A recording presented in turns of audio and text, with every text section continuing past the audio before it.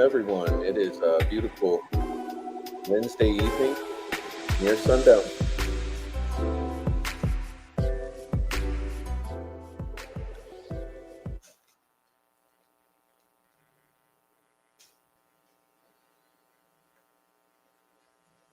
All right, let's see what we got. Is everyone hearing me all right? Please let me know. I'm not feeling well. Let me know. Save me the trouble of having to put on the headphones. Sound is good? Okay, thank you. Well, welcome to Wednesday. We are in the beginning of a major snowstorm. And I'm not feeling the best. But nevertheless, I did have a lot of communications today with important people, and I also saw some of the clowns at work. So it's been a productive day, and we'll have some things to go over here, and maybe we'll keep the show brief tonight. That's always the goal, but it never works out. But we'll try to make it work out tonight. Let's pull this down and say hello. All right, so see who we have here. While you're coming in, please hit the like. Please do that for me. All right, we have blessings galore. First one here. Love you. Thank you. Let's see. Blessing says, one of the very few channels people can speak their opinions and thoughts. Thanks. Oh, thank you. That's the purpose of this channel, is a productive chat. Okay, that's when I came into it. I thought, hey, I should make a channel where it's a talk show where we have the chat. And thank you for that, those kind words, and that, it's pretty perceptive remark that you're picking up on. That's what we're here for. Robin Guido says, hello, Prof, in chat. And welcome, Robin. All right, welcome on in. We share a namesake. Welcome, Robin. Lisa, welcome in. Everyone, hey, I'm listening from work. All right, Lisa. Are you going to get off soon? Aaron Ethan back. Okay, welcome, Aaron. And Aaron Town. Welcome in, Aaron. Reading little Frankie's latest letter and feeling the need for a psyche val. Yeah, little Frankie, look, you forgot to delete a couple sentences from Chat GPT, brother. If you're going to pretend to be smart, just erase the prompts from Chat GPT. It would be helpful to you. If you're going to include screenshots, please ensure that they are relevant. Right. Bobby Smith, welcome back, Bobby. Hello, Prof, and hello, chat. Oh, hello, Bobby. Cheers, brother. All right, let's see. Tracy Fleetwood. Hello, Prof and chat. Welcome in, Tracy. Foxy Lady. Well, welcome in, Foxy. Are you Foxy? Show some photos. Come on, come on. Stop hiding behind the, what are those little hearts? Are those ruby hearts or something like that? Hopefully you are Foxy. I'm sure you are. Foxy Lady with the kissy face. Allegedly, Foxy. Allegedly. J Rabbit. Welcome in. J Rabbit. Their mass striking channel. So sad. Yeah, a little butthurt Fig Bodette. He figures that he can just silence Little Joe with fraudulent copyright strikes. Nice. They're basically running like hell. Okay, they're scared as hell. They're pulling out all the stops because they're caught. Their conspiracy has been busted wide open. And like I said, we only really are able to cover maybe 5 to 8% of it on YouTube because there's things we have to shut our mouths about. But literally, ladies and gentlemen, I just want to offer you a word of encouragement. It's better than you think it could be, and truly, what is going on is the conspiracy's busted wide open, and they all know it, and so they're pulling out all the stops. And if you're familiar with what that refers to, it's when you play the organ. Okay, when you play the organ, you pull out the stops to increase the volume and the sound production of the organ. So when you pull out all the stops, the organ produces noise at its loudest.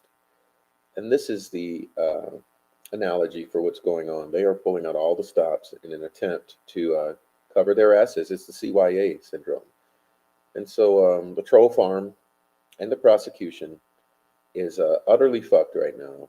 And they know it. And they're pulling out all the stops. All right, welcome in Rosie Roo. Prof in chat. Oh, Rosie, the real cornet. Okay, you're a new face, and hopefully you're not a troll. Little Frankie gave the crime scene photos to Gray Hughes in addition to defense work product. Gray then forwarded them to the German family, according to what I've heard. Oh, well, elaborate then. Please elaborate. Let's figure that one out. Okay, Bobby Smith says, the prof is about the only one I trust on info. That involves good, in my opinion, information that is actually factual-based information. Well, thanks. I'm not the only one, but I try to offer the facts, and then I give my informed opinion. Oh, look, that I just got the weather alert vibrating here that says, snow's beginning. for the next several hours. Yes, it is. Blessings Galore says, placed in timeout in other channels' chat rooms today. Guess why? I don't know, mentioning something relevant.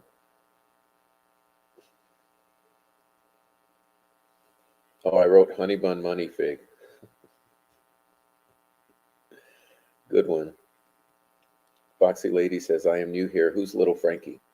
Little Frankie is a little homoerotic young man in the Netherlands who has been stalking and harassing YouTubers since October, when Ruckus Rock went and tapped him to do some work for the state and the family.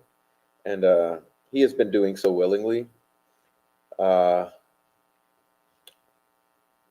He has enabled the Patty family and Anna Williams to break the gag order multiple times.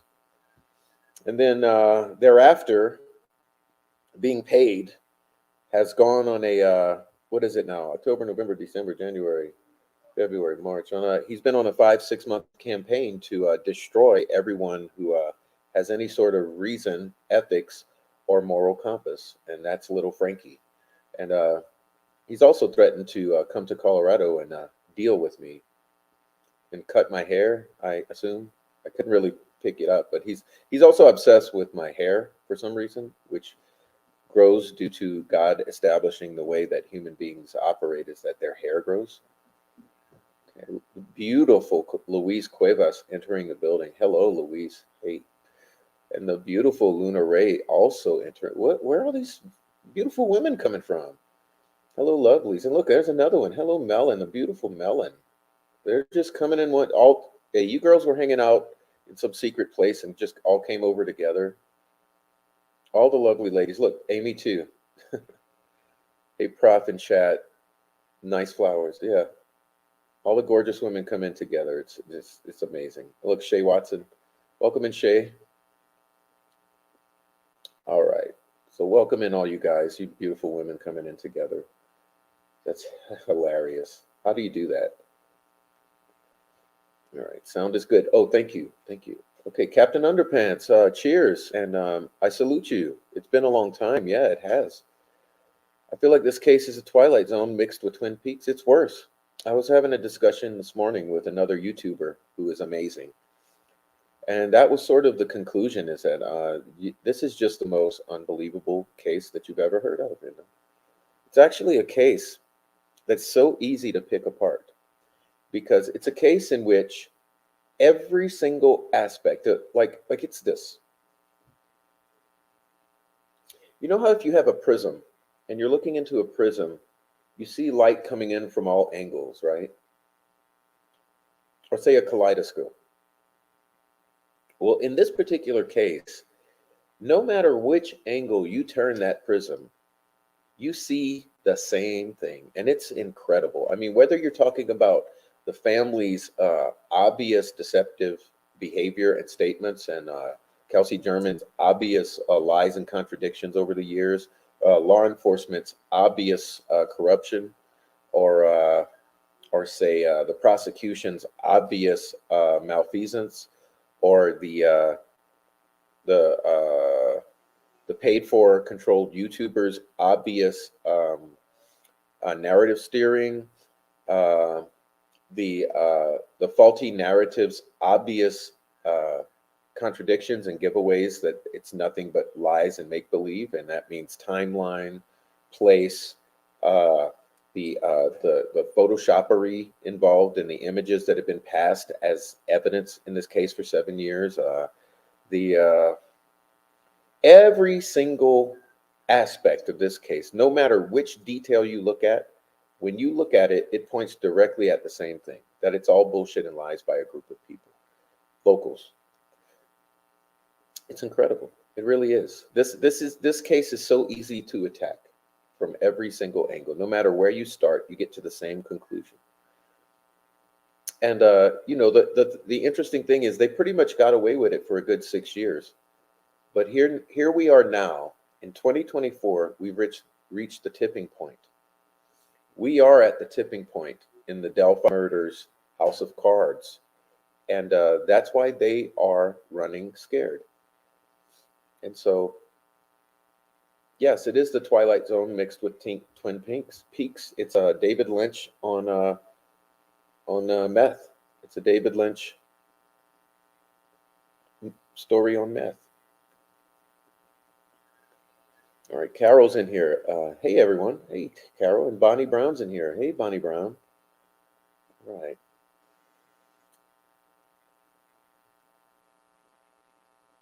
Nick McClellan has a rune tattoo since high school. Says, layer on you. Well, welcome in, new person. And that's interesting. I don't know that to be factual, but it is interesting.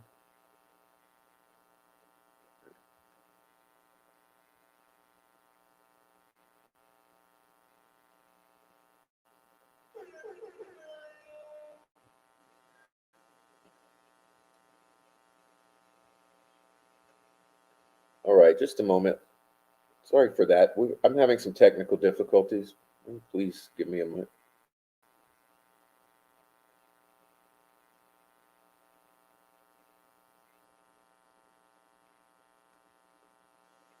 All right. Did that help out?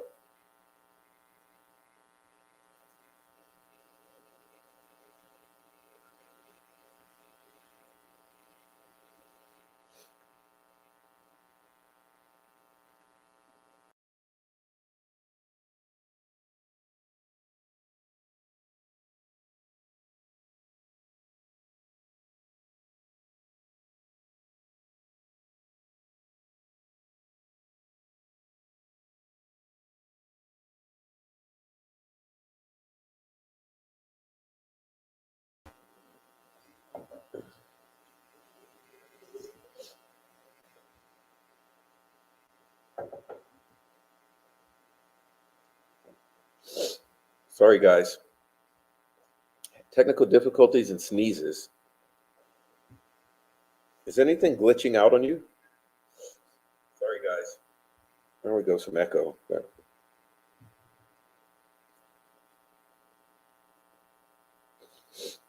You guys have any glitching? All right, so here we go. Luis Cueva says, his new letter, he claims he is a fellow defense attorney. What? That was a part. I don't even remember that. I pretty much skipped over most of it because it was so irrelevant. But Rebecca says, did you guys see Crime Night's last video? GB has done him wrong. Oh, well, I'll go over there and watch it. All right. So Four Pits says tornadoes across the Midwest tonight. Yeah, and actual pretty much blizzard conditions in the Colorado Front Range. So yeah, we got some weather. We got some weather. And I'm not feeling my best, I'm telling you. Good to see everyone. Just got home with Taco Hell. Oh no, digital. Oh no. Say it's not so, my brother. All right. One's a wiener and one's a fruit cake. Yeah. All right. Welcome in, Fur Baby Daddy. Fur Baby says, hey, Prof, can you tell me what this geofencing thing is again? Hi, Amy. Hi, Louise, Cuevas, and all. Well, Fur Baby Daddy, hey. I suggested last night that everyone Google this term, fog reveal. Oh, you got buzzing? Okay, let's see if we can fix the buzzing first. Thank you for letting me know. Let's see if we can fix that buzzing.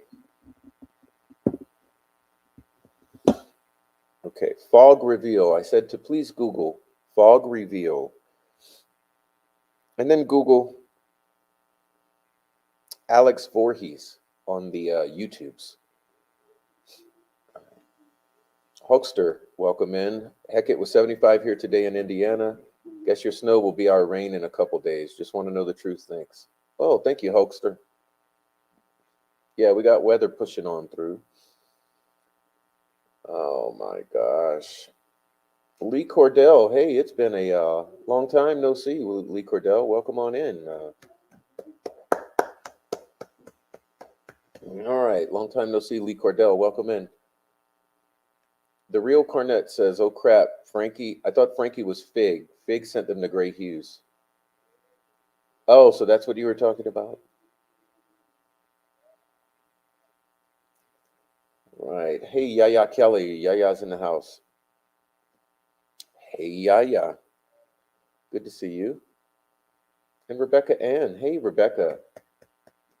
Rebecca's on back in the house. Good to see you, Rebecca. All right. They had a lot to cover up. Now they created more. Yeah, they fucked up.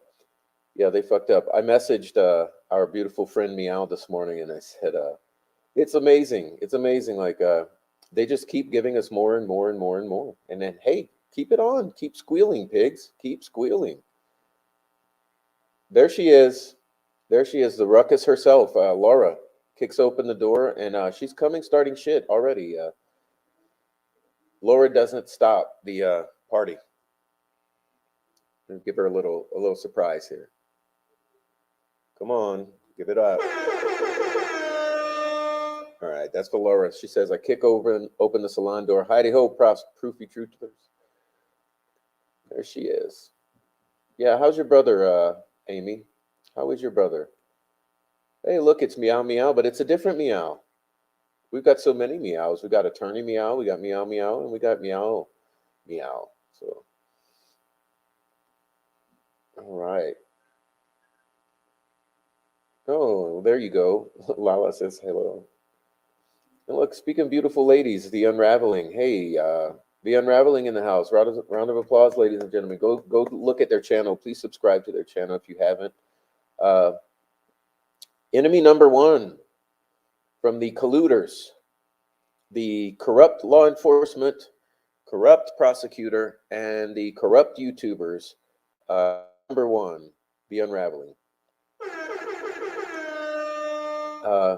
Whoever they want to silence the most is the ones you need to listen to most closely. It is what it is. All right. Laura says, thanks for reading so we don't have to. All right. So many cat on YouTube. Yeah, exactly. Uh-oh, did I just skip ahead like 30?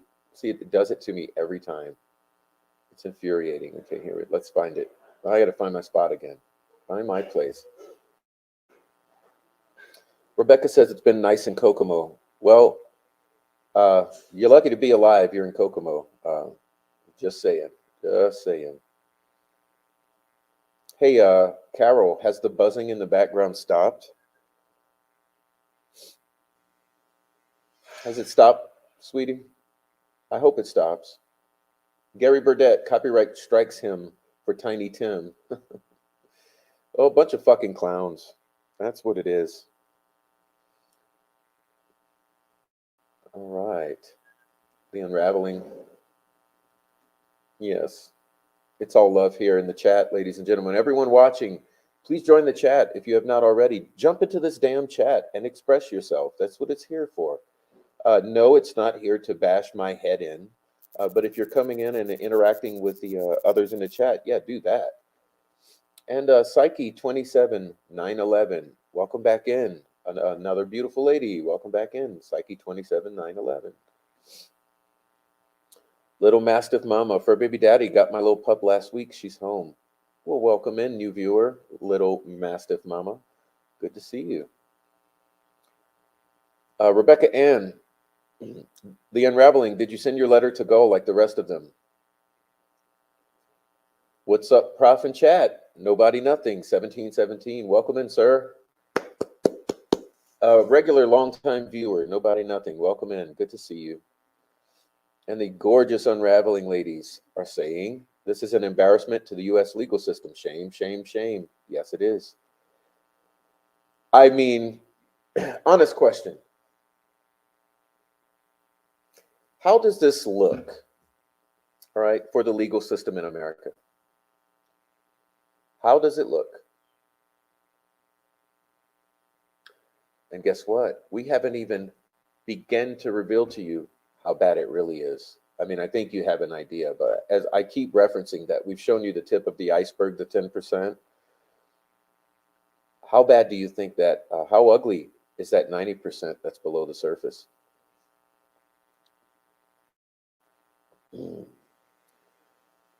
Amy, yes, I did. Thank you. But all I could find was a couple of very short articles. Apparently, the step nephew confessed, hung himself in the Carroll County Jail. Oof.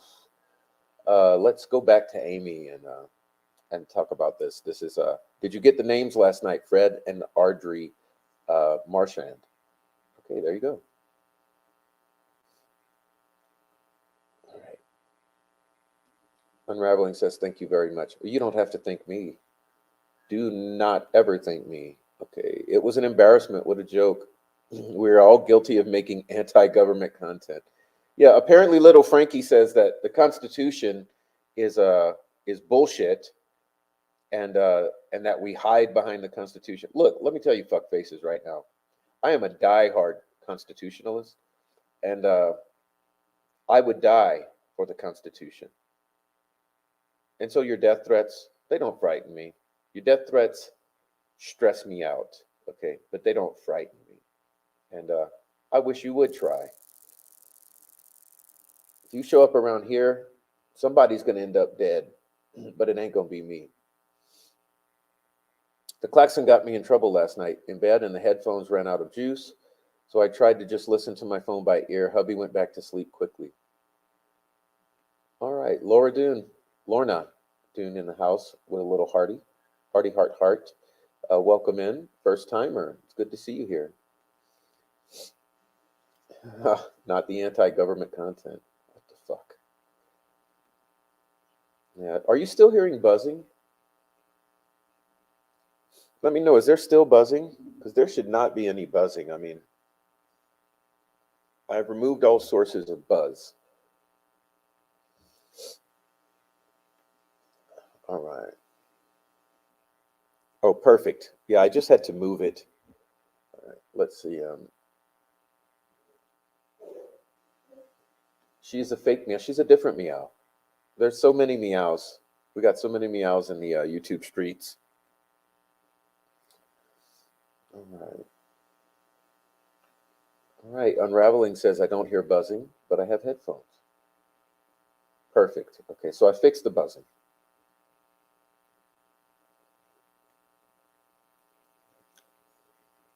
All right. Yeah, it was my fault. I had the microphone too close to one of the electronic devices here on the desk. That's what the buzzing was. My mistake. I can't believe a little Dutchman in wooden shoes. Oh, what happened? It skipped again. That keeps happening to me. It's trying to criminalize our exercising our First Amendment rights. Oof. Yeah, well, come on, little bitch. I'll exercise my Second Amendment rights. All right. You have to run. Oh, bye, sweetie. Thanks for the flowers and the hearts, and get out of here. Go do what you got to do. Welcome in, Freckle Joy. Freckle Joy is in this house. Okay, yeah. It is the crazy house, so you're welcome. All right. The unraveling. I tried to gently inform and reason with him. Some horses are just not going to drink. No, they won't. That horse is a lost cause. He's a horse's ass.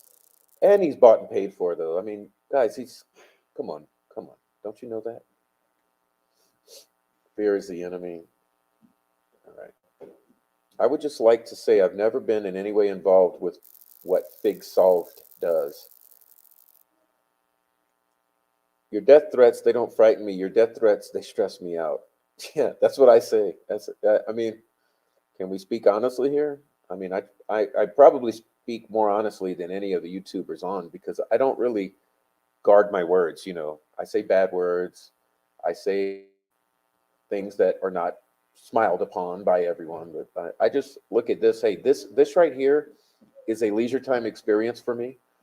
Uh, I'm not trying to make everyone happy and please everyone here. I'm just sitting here in front of my computer running my mouth because I choose to, and I don't have to. I'm not like these other guys dependent on it to buy my methamphetamine and my weed and shit. So this right here is just an exercise in me trying to do the best that I can for the victims of the Delphi murders and the Flora murders. And so I don't mind speaking openly. Psyche 27911 says the justice system is so flawed in the U.S., too much undefined within the law. Little Frankie plays with his nether regions. Hey, welcome in, Bonnie. All right, Bonnie. Bonnie, are you guys bashing the troll farm already? That's supposed to come after we cover the documents. Come on. I've personally never spoken with him. Rick Snay is an idiot. Yeah, he's an unhinged old man who threatens teenage children on the internet. That's what he does. There is a repeating faint buzz, but not frequent. Reminds me of when our phone was tapped years ago. The Troll Brigade is going after Crime Night. Yes, and the Unraveling, and the Prof, and Meow. They are butthurt. They are in their death knells, so they are flailing around hopelessly, trying to get out of a situation that they have themselves caused, and that is inescapable and inevitable. And it is called accountability for your part in the collusion to cover up the Delphi murders. And I've been screaming it for 6 months. If you go back and watch my content, you'll see that all this time they've been calling me crazy. I've been dead on. I've been correct, and I've been right, and I've been showing you what has been happening. And we're dealing with the troll farm. That's directed from the top. Now, who's pulling the strings? That is actually the pertinent question. They shouldn't be threatening us at all. No. And we now have intimidation of witnesses. I don't know whether you guys realize it or not, but intimidation of witnesses is a federal crime. And it is happening with pretty much every single witness on the witness list. And it's not going to continue. FBI is going to be taking over this case. Mark my words. Nobody, nothing. What they're doing to Joe is ridiculous. Frank's got mommy issues. Yes, it's called repressed homosexual energy vibes. Laura says, the Unraveling, good to see you. Looking forward to your live Friday. 3:15 at 6 p.m. Eastern. Hope I got that right. Sounds like is that a promotion for their live Friday at 3:15 at 6:15 at 6 p.m. Eastern? I will be in the chat. Okay.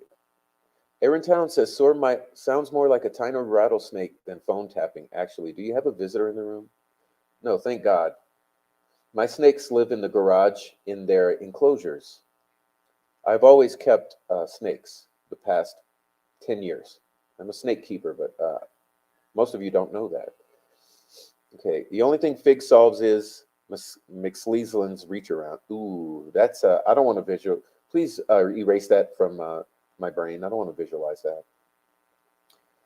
All right, Marianne Jacobson, welcome back in. Now I've seen you quite a long time ago, but welcome in, Marianne. I hope some of the good guys invite Joe Lewis on their show. I feel bad about what Fig did to him, especially now with the contempt hearing. Oh, well, you don't worry, Marianne. I let Joe know yesterday or day before that my channel was his. So if Joe wanted to, he'd be on right now. He'd be on right now on the Prof show. I offered him the passwords to my channel so that he could take over my channel for a few days and do some lives. So you guys don't worry. If Joe really wanted to jump on and do a live, I've already offered him the password to my channel so that he can jump on and do a live. But he said, don't worry, Prof. If I'm ready, I'll let you know. Otherwise, I got big plans. So little Joe is working on things behind the scenes. And I think he decided to use this time to do productive things that are not live streams. So you guys just keep praying for little Joe. But yeah, I've already offered little Joe the platform in case he desires live stream for the next 10 days while he deals with Little Fag Solve's fraudulent copyright situation. All right. Prof, question. Welcome in, blah. Why did Ellie make up the story about the FBI secretary losing Ellie's interview? Wonder what's your take? Well, that's just another, remember how I said, no matter which angle you look at this in this prism of lies, it all goes back to the same thing, that it's all local corruption, okay? Now, one thing we know for sure is FBI called him out on that lie. All right. Carol says, keep running that mouth. Welcome in, Ellen West. Good to see you. All right, Ellen West back in. Speaking of beautiful ladies.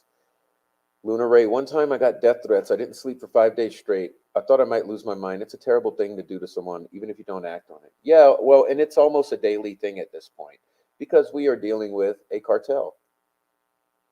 We're dealing with a white supremacist leaning, meth dealing, child murdering Indiana cartel who wants more than anything to cover their asses and never go down for what they've been doing in killing everyone in sight in Indiana.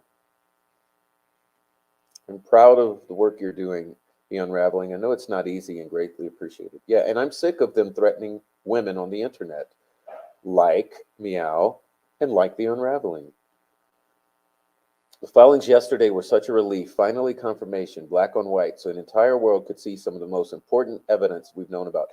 We have taken so many beatings for questioning the obvious, for bringing up very pertinent points, inconsistencies, and flags, and we have been gaslit, slandered, defamed, and threatened with death, and our families threatened. And yesterday, it entered the court system. So yes, we are somewhat excited.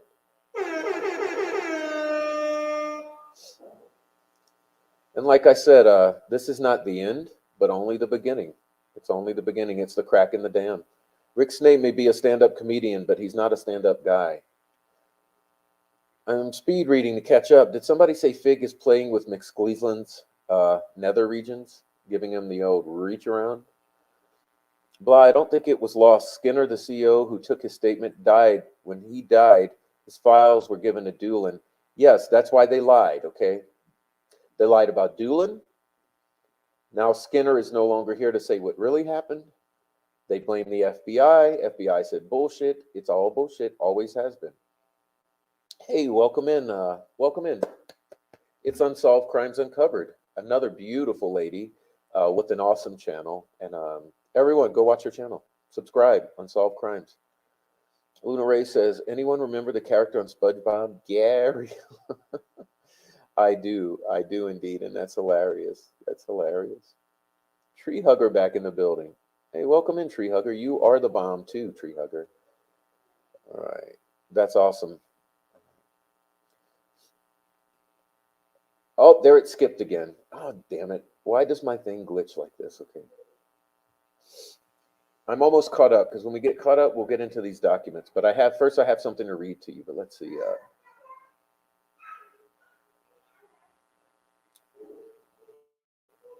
Almost there, guys. We are almost there. Yaya Kelly says, Louise, the harm and insults to women are so terrifying from these people. That's what I'm saying. That's what I'm saying, Louise. They are threatening not only single fathers like myself and my child, who's just merely 4 years old, but they are threatening women on the internet regularly. And yes, I mean Rick Snay, Little Frankie, and the Crayon, and etc. We really need an emoji for him. All right. Penny Ken's mom says your hi chat and prof, your chat is so nice. Well, welcome, Penny. You're a first timer. Hey, everyone in the viewing audience, please join the chat and join along with Penny in introducing yourself to our viewers. Dude sent the letter to the wrong state. Yeah, Georgia. How ironic. How ironic, because we know that Georgia plays a role in this whole circus. How ironic that Fig Solves would fuck up and send it to Georgia. What's that all about, Fig? What kind of snakes? I like them, but I'm only brave enough to have a corn snake now. They are so sweet. Well, I'll just keep that to myself. Okay. Okay. Unsolved Crimes is saying hello to everyone. And BH is in the house. Welcome in, BH. BH says, Luna, that was hilarious. If this is the cartel, they are way dumber than I thought I would have expected. Yes, because they are meth-fueled, unhinged neo-Nazis. Welcome in, ACV. My absolute favorite YouTuber, Mr. ACV himself. Once more, I have to give him. All right. Mr. ACV continuously gives the most uh, thought-stimulating comments, and I really do owe Mr. ACB a lot of credit for making me think of things that I wouldn't, and consider um, things that I would not have considered. So I'm just so grateful that Mr. ACV is part of this community because he keeps me on my toes. So Mr. ACV, ladies and gentlemen, there. All right, Unsolved Crimes Uncovered says, thanks. I love your work. Well, I love your work too. Actually, I've watched a few of your lives not too long ago, trying to catch up because I had missed several weeks. Digital says, can anyone find Skinner's cause of death 1 month before Allen was arrested? I know he was older, but I'm just curious. Yeah, is he another body following this case? I think it was using an excuse to say they don't have RA's phone info because they didn't know about him at the beginning. I don't agree with that. They had it all. Just remember, white supremacists were the first hate group to radicalize online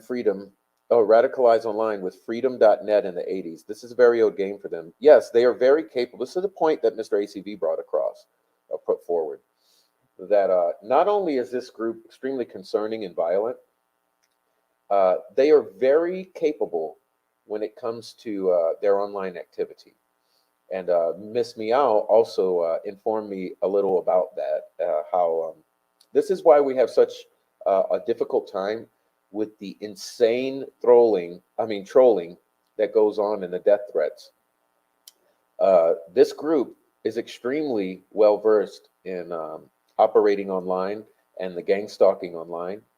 And so when it comes to the Delphi murders, it's just a perfect fit because they have always been active online and coordinating online. And so when this occurred within their community, they quickly stepped forward and decided to use their skills operating online to cover up the murders of Abby and Libby. And this is why, to this very day, they are active online. Yes, they are behind all the trolling. Yes, they are behind the corrupt YouTubers. And yes, they are behind the dead bodies following this case. And hey, what are you going to do about it? Oh yeah, please hit like. Thank you, little Mastiff Mama. She says please hit like, and I recommend that everyone please hit like. Please do it for me. Poor Melinda in Georgia got hit with the Delphi shrapnel. Yes, she did. I applaud you for that one. Did you enjoy that email that she sent? She's like, look, Mr. Fig, you got to send this to the actual. You got to send this to Gull. Please don't bother me with this bullshit. All right, Unsolved. I have to be funny because if I say what I'm thinking, I'll get thrown off YouTube. Well, I'm surprised. Yes, that's what I say. When I get on here, I kind of speak freely. And I know it's a little off color at times and I use bad words. Oh my gosh. But, I don't do what they do. I'm not over here advocating for dead children while at the same time threatening to kill children and threatening to kill women and threatening to kill YouTube creators. Uh, hey, but they do this on a daily basis. They do it on a daily basis. Yet they pretend to advocate for murdered children.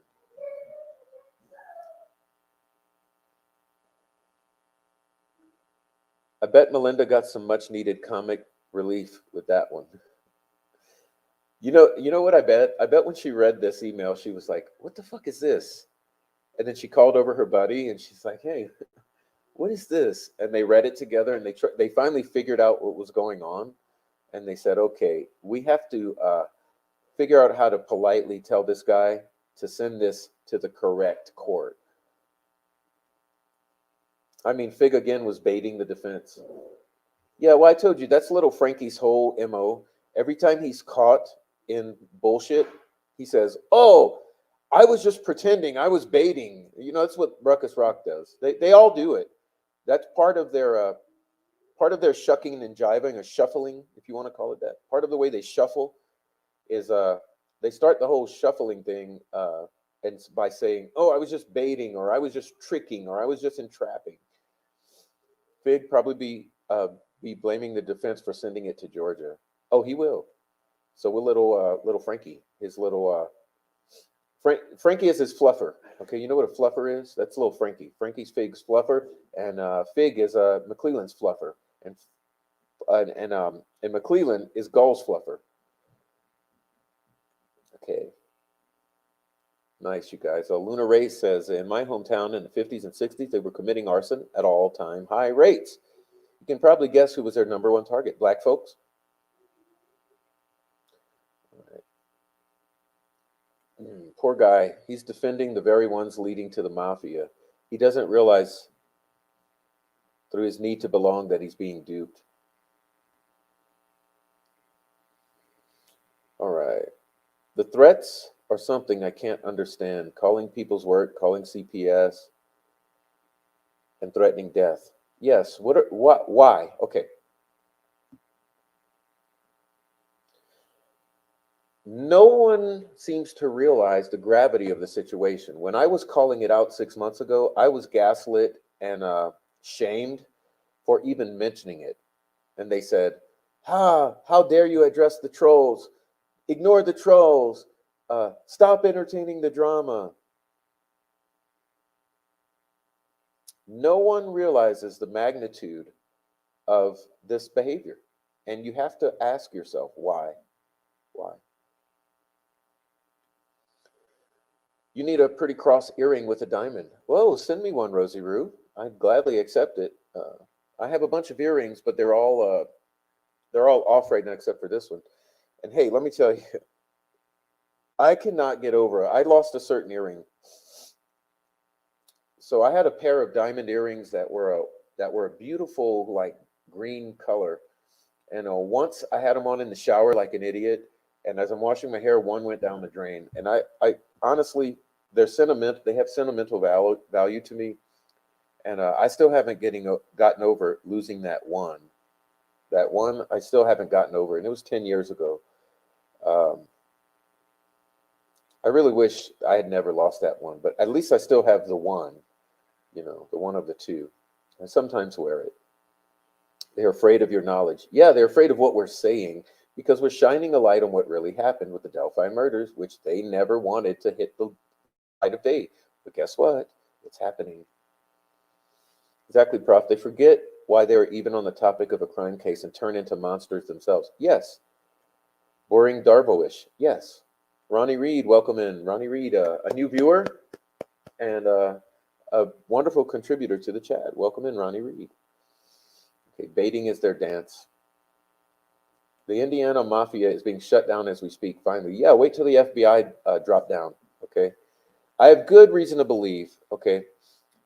Like I said, we can't talk about everything that we would love to speak about, but I have very good reason to believe the FBI will be sped into this case, and it won't be so long. Okay. Aaron Town says, motion to evict mental images produced by speculation upon fluffing. All right. This goes deep. It goes deep. I'm surprised they haven't threatened you yet, because you are a woman and you're covering the case, and they love to threaten the women covering the case. I can't decide if they're just a bunch of weird tweakers with Wi-Fi connection creating havoc, or if they're real-life chaos agents sent in to disrupt, or both. Well, they are both. And and they're also this, like, you got girls like Jinx. Okay, you got people like Jinx 13. Jinx 13, married to a Hell's Angel meth dealer, herself a Smurf in former days. Okay, and so you have to question the motivation here. Why do you have Hell's Angels, meth dealers, active in the online chats as moderators, chaos agents, trying to take over the public discourse over the Delphi murders, when we are exactly saying that it is meth dealing bikers who are responsible for the Delphi murders? Oh, that one hurts, doesn't it? That one stings. That one stings. Yeah, it does, doesn't it? It's over, and I can't express my gratitude for those of you who have went to war with and for us. Well, we love you locals. Like Luna Ray is a local, allegedly, and we love our locals. We love the ones who are good locals. Well, McClellan's dad was an arsonist that was sued by the Farm Bureau Association. The building Allen parked at, that Nicholas McClellan said never existed in the PCA. Lies. Wow, that's interesting, Allie. Wow. You should make a ring out of the remaining earring. Well, that's a wonderful suggestion. Before I lose it, I'm always so afraid to lose that last one. I mean, it's the most gorgeous green hued diamond. It's gorgeous. I when I bought those earrings, I bought them. I'm not going to get into that. I did not buy them for myself. I bought them for someone else, and it's a long story, but they're gorgeous. It's a gorgeous green diamond. It's absolutely insane. I have been warned of this community by the very person sending me death threats. Hackers are criminals. Yes. Oh, Alex Voorhees. Yeah. Obviously, I don't like the guy. This guy himself said that he had been asked dozens by dozens of people to hack me, and he claims that he did not, but he did. Okay. But dozens. Just imagine dozens. He had been asked dozens by dozens of people to help with the prof. It's all recorded, by the way. I have proof of that statement. He's also the one who did the fog reveal, which leads to the presence of the multiple phones at the crime scene. Hey, Sleuty Goosey, another beautiful, gorgeous, brilliant woman joining the chat. Well, my chat absolutely has the most beautiful and smart women on the YouTubes. Sleuty, Luna, Laura, Unsolved Crimes, they're all here. Look, Unraveling, Freckle Joy. I mean, you guys are something. I'm blushing here. And Evan's cousin, a former deputy sheriff of Cass County, was sentenced to 152 years for molestation around the time of the murders.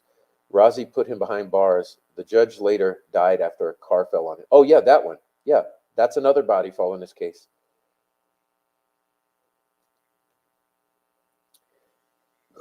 Oh, pardon me. Freckle Joy, we'll speak about that privately. I'll fill you in. Rose, Becky's great aunt and uncle were murdered and their house set afire many years ago. The only other double homicide in Carroll County, allegedly. Sleuty Goosey, my favorite Sleuty. Well, I tell you what, I follow Sleuty's Twitter because I like to be on top of what's going on. And between Sleuty and Bob Mata's Twitter, I recommend everyone follow Sleuty and Bob Mata's Twitter. Because pardon me, Bob Mata's. Because if you follow Sleuty and Bob Mata on Twitter, you'll be on top of everything. You'll be on top. Jinx 13, isn't that Frank Scheister's corner pocket? Ooh, I don't want to. We're not discussing any sexual activity of the YouTubers. Ronnie Reed says, digital, what were the names? Someone mentioned something that I think that might be that case. I knew one of them before very briefly. They called him Sarge. Who is Alex Voorhees? Exactly. Who is Alex Voorhees? The guy who claims he was trained by criminals on the internet. Yes, the very cyber criminal hackers who we are being attacked, and the prosecution is being attacked, law enforcement is being attacked, and the defense attorneys are being attacked by hackers. The cop said something ritualistic was left at the crime scene. Yes. By dozens. Was he counting all their multiple accounts?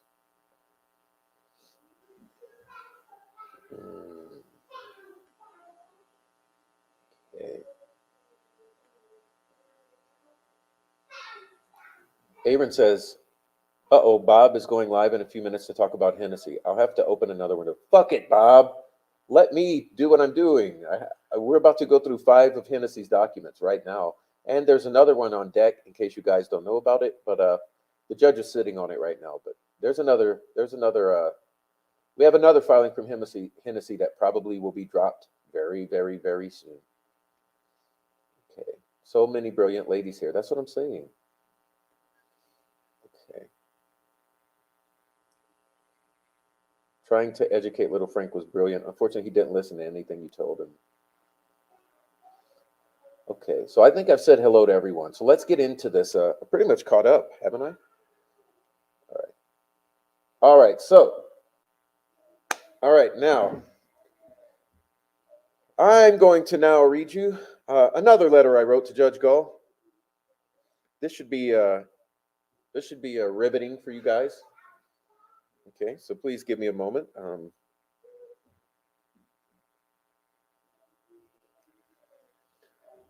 right.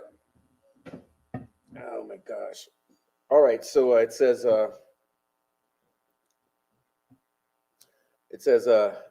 the Honorable Judge Gull. While confined here in the YouTube streets, I came across your recent statement calling our present activities unwise and untimely. Seldom, if ever, do I pause to answer criticism of my work and ideas. If I sought to answer all of the criticisms that cross my desk, my secretaries would be engaged in little else in the course of the day, and I would have no time for constructive work. But since I feel that you are men of genuine goodwill and your criticisms are sincerely set forth, I would like to answer your statement in what I hope will be patient and reasonable terms. I think I should give you my reason for being on YouTube, since you have been influenced by the argument of outsiders coming in.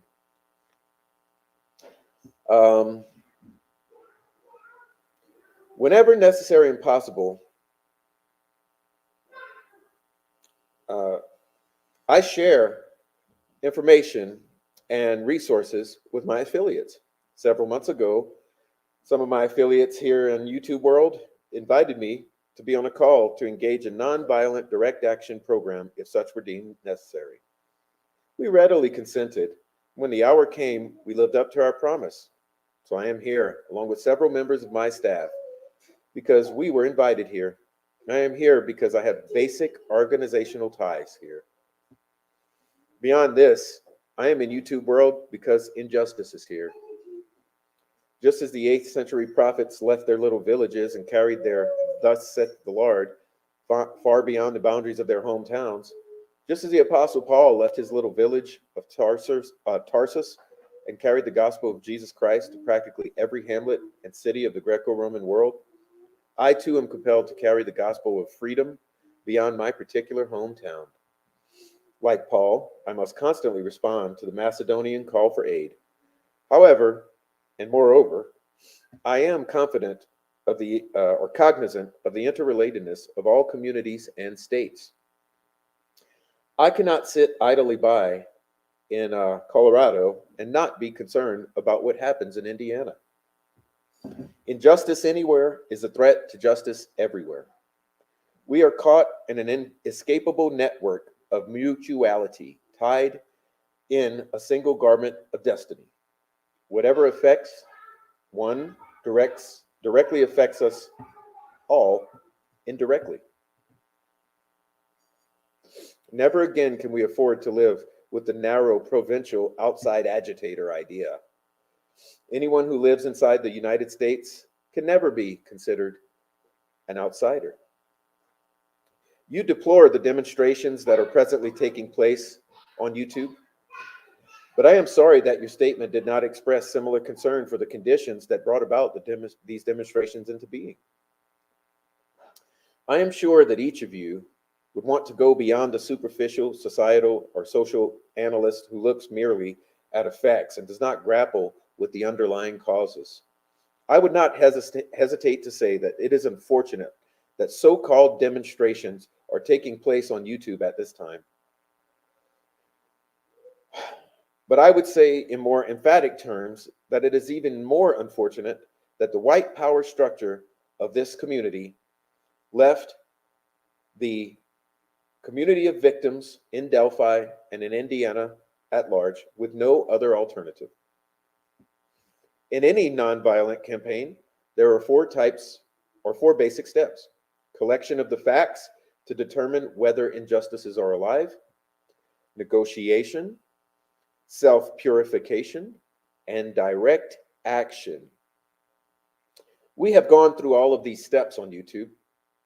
There can be no gainsaying of the fact that racial injustice engulfs this community. Delphi is probably the most thoroughly segregated city in the United States. It is ugly, Its ugly record of police brutality is known in every section of this country. Its unjust treatment of Black folks in the courts is a notorious reality. There have been more unsolved fires and murders in Carroll County than in any other city in this nation. These are hard, brutal, and unbelievable facts. On the basis of them, community leaders sought to negotiate with community fathers, but the political leaders consistently refused to engage in good faith negotiation. Then came the opportunity to talk with some of the leaders of this economic community. In these negotiating sessions, certain promises were made by the merchants, such as a promise to remove corrupt law enforcement from their power. On the basis of these promises, we agreed to call a moratorium on any type of online demonstrations. As the weeks and months unfolded, we realized that we were the victims of a broken promise. The signs remained, the death threats remained, the trolling and bullshit narratives remained. As in so many experiences of the past, we were confronted with blasted hopes and the dark shadow of a deep disappointment settled upon us. So we had no alternative except that of preparing for direct action, whereby we would present our very bodies as a mean of laying our case before the conscience of local and the national community. We were not unmindful of the difficulties that would be facing us. So we decided to go through a process of self-purification. We started having online workshops, Zoom calls, Discord chats, and FaceTime discussions. And we repeatedly asked ourselves the questions: are you able to accept the blows without retaliating? And are you able to endure the ordeals of being in YouTube jail? We decided to set our direct action program around this Easter season, realizing that with the exception of Christmas, this was the largest shopping period of the year. Knowing that a strong economic withdrawal program from the YouTube bullshit gaslighting narrative providers would be the byproduct of direct action, we felt that this was the best time to bring pressure on the community for the needed changes. Then it occurred to us that Mr. McClellan, in the Carroll County prosecution,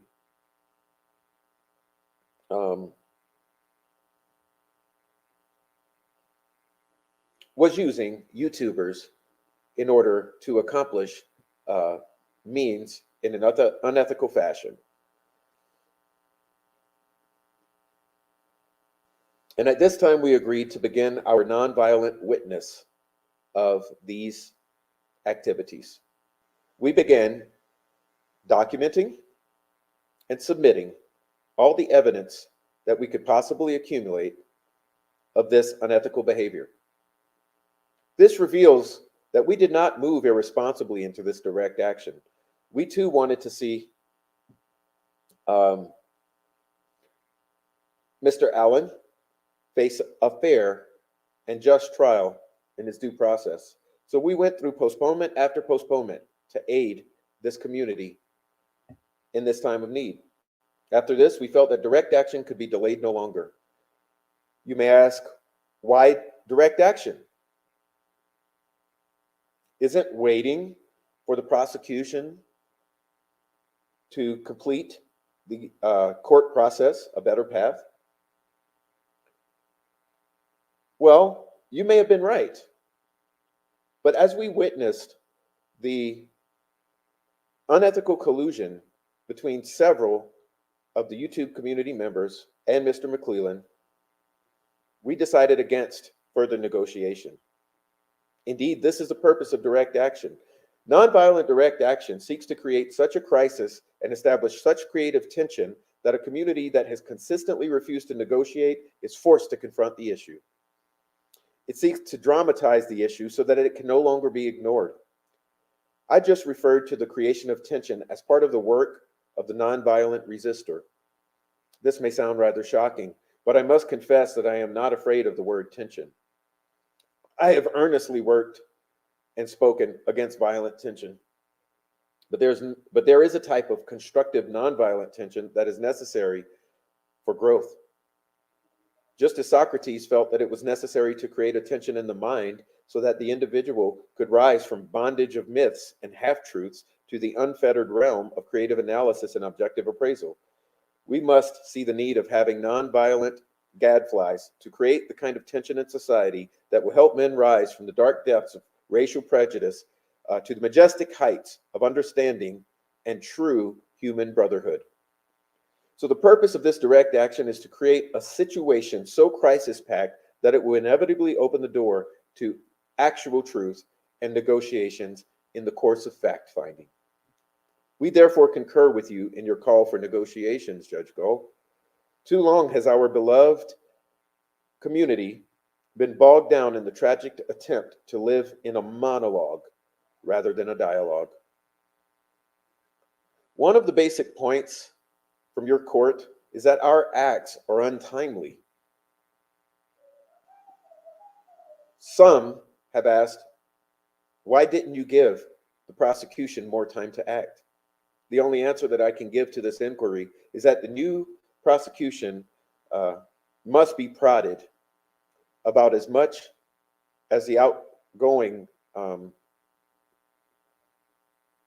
prosecutor was, and that's Mr. Ives. We will be sadly mistaken if we feel that allowing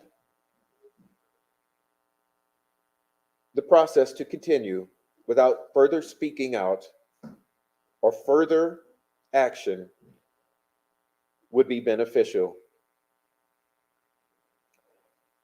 I hope I see in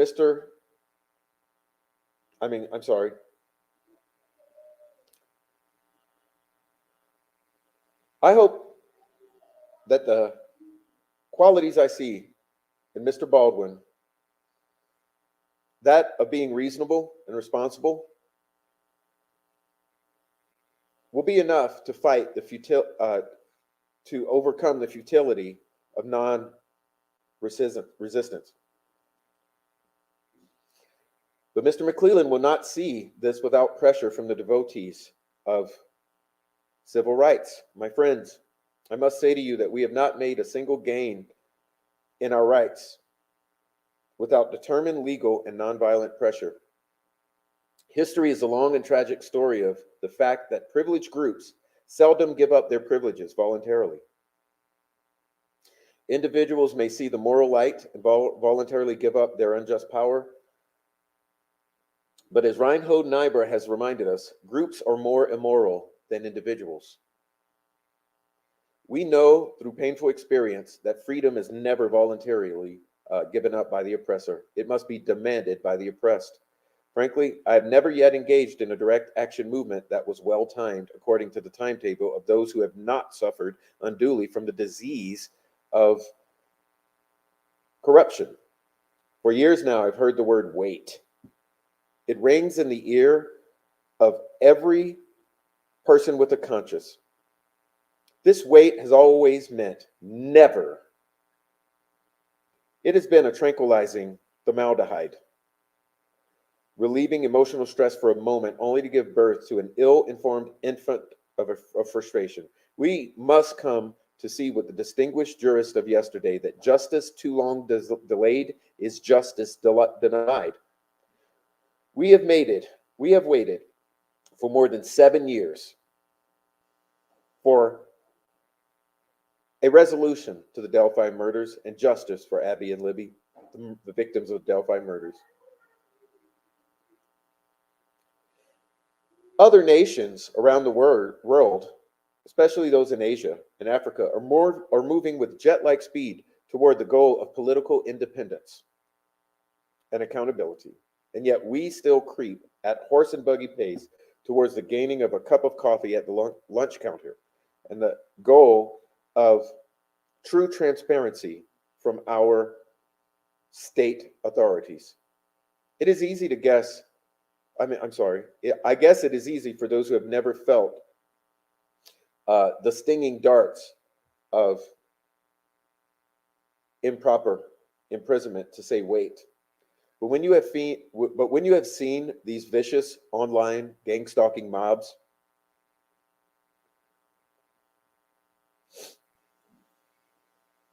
attack mothers, fathers, sisters, brothers, when you have seen hate-filled law enforcement and prosecutors attack, target, coordinate the online gang stalking of those who would speak out in uh, with the goal of transparency,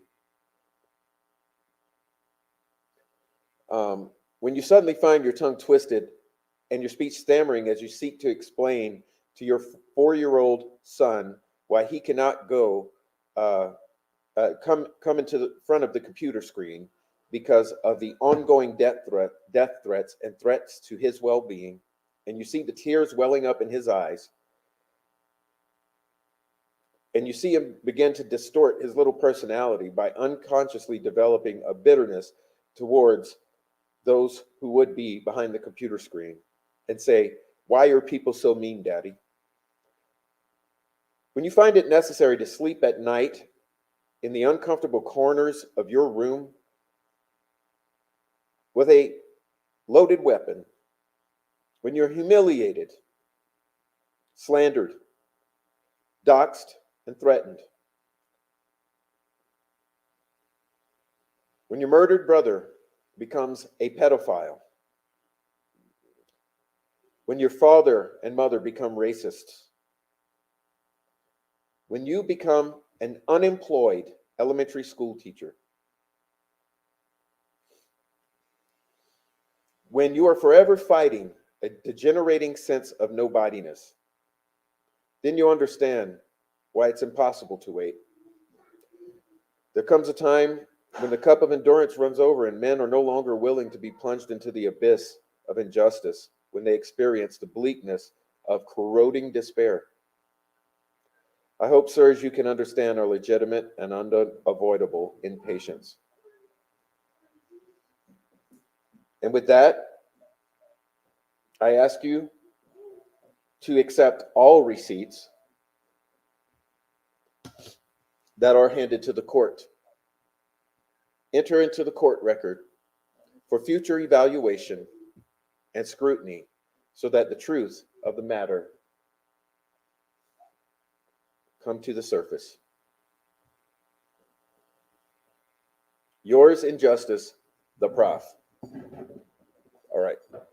Now, I understand that Bob Mata is on. But guys, please don't run off to Bob Mata. We're going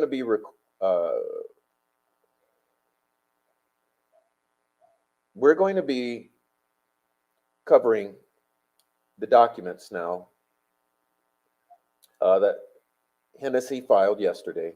Okay. As I mentioned, there's a new Hennessy filing. Okay. And we'll be covering that.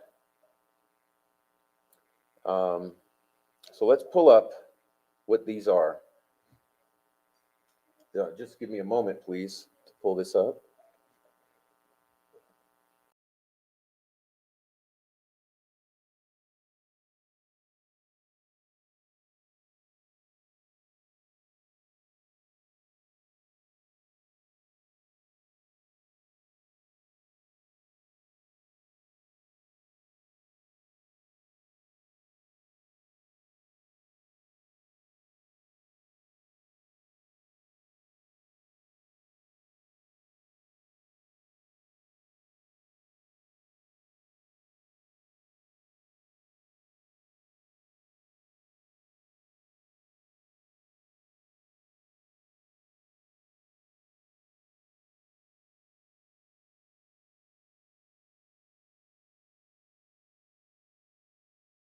Okay.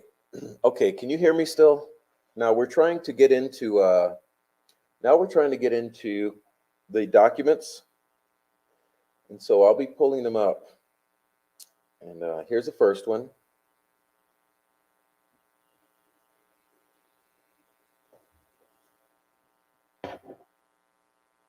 All right, here we go.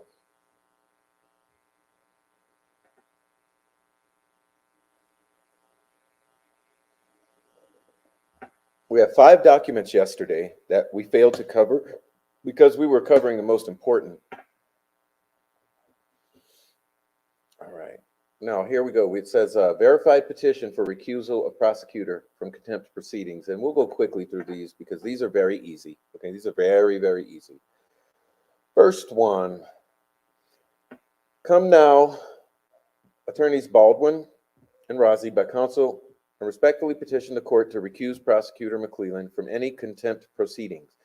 In support of this petition, counsel states, 1, on January 29, 2024, the elected prosecutor of Carroll County filed a verified information of contemptuous conduct. All of the alleged acts or omissions in that pleading are more than a year old. The pleading was filed the day after attorneys Rozzi and Baldwin were reinstated as appointed counsel for the accused. McClelland made no effort to seek punishment for defense counsel in the intervening 1 year. Yes, because the whole point was they thought that Gull would succeed with removing the attorneys. So when she failed to succeed, McClelland had to pull out the backup plan, which was to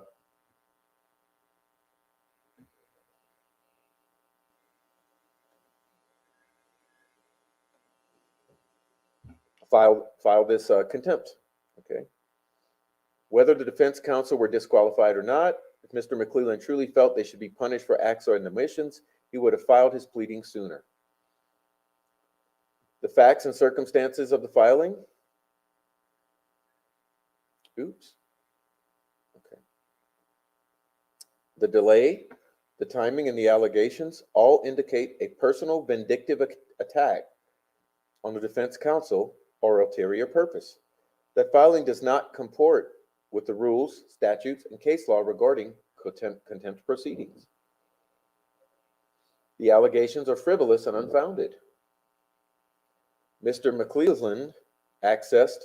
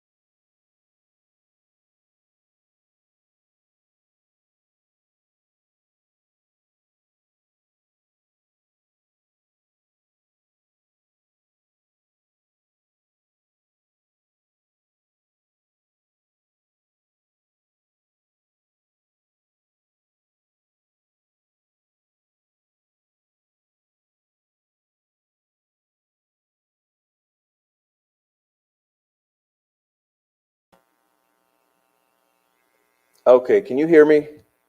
Can everyone hear? I apologize for that. I'm not feeling well at all. Okay. All right, so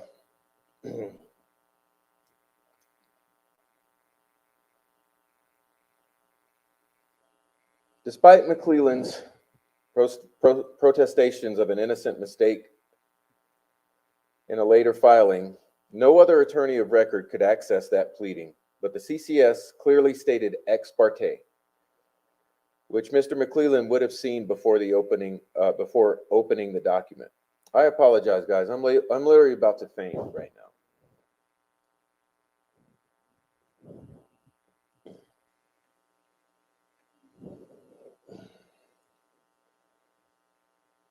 Mr. McClelland is a lawyer with nearly 15 years' experience and knew or should have known that ex parte means not to be accessed or shared with opposing counsel. Mr. McClelland, having opened the pleading, would have seen the title which specified ex parte, but he read it anyway because he quoted a portion deep in the document. Yeah, obviously, and to quote the portion, you have to be copying, pasting, and knowing exactly what you're fucking doing. The concept of innocent mistakes by attorneys will be part of the evidence at any contempt hearing. Mr. McClelland had communications with a person that had confidential information which they publicly disseminated and claimed who their sources were. Mr. McClelland did not report that information or direct anyone to investigate it. Those exchanges will be evidence at any contempt hearing. Prior to filing his request for contempt, Mr. McClelland had not received or reviewed all of the results and interviews related to his accusations.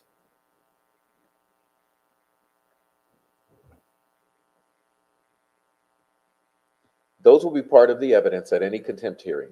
Mr. McClelland was present at unrecorded conferences with the court that impact his allegations and will be part of the evidence at any contempt hearing. He will be called as a witness to corroborate the testimony of other witnesses. Mr. McClelland will be called as a witness at any contempt hearing. He has been so advised, yet has not withdrawn as counsel for the state for any such hearing or designated either of the two other prosecutors on the case to litigate his contempt allegations. Okay? So, what's being relayed here? I'm sorry, I forgot to turn the page here. What it says, basically, it's saying, look,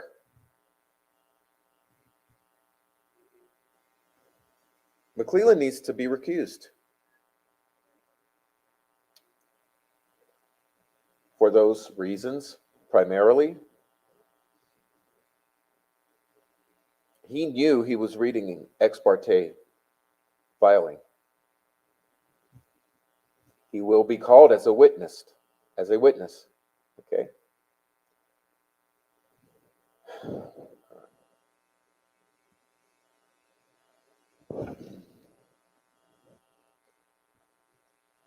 All right, here we go. Next one. Objection to change of venue. Okay, can you guys see that? Comes now counsel for attorneys Baldwin and Razi, and objects to change of venue from Carroll County to Allen County. In support of his objection, counsel states the following. The case was commenced with filing of charging information in the Carroll County Circuit Court. All pleadings in this case have been filed in the Carroll County Circuit Court, including the prosecution's verified information for contemptuous conduct. There's been no motion for change of venue filed by either party. There's no basis provided by statute or case law for a change of venue upon the appointment of a special judge. The Honorable Frances C. Gull was appointed as special judge in the Carroll County Circuit Court for this cause. Her authority in this case is only pursuant to that appointment. There are no charges pending against Mr. Allen in Allen County. The appointment of a special judge does not transfer a case to the judge's home county. Transfer is only allowed pursuant to Rule 79M IRTP. Additionally, Rule 79N states in pertinent part, Section 3, all hearings involving in-person testimony by a witness shall be conducted in the court where the case is pleading unless the parties and the judge agree otherwise on the record. Or B, the hearing is not before a jury and the special judge determines that exceptional circumstances exist such that the matter can only be heard in a timely fashion in his or her own county.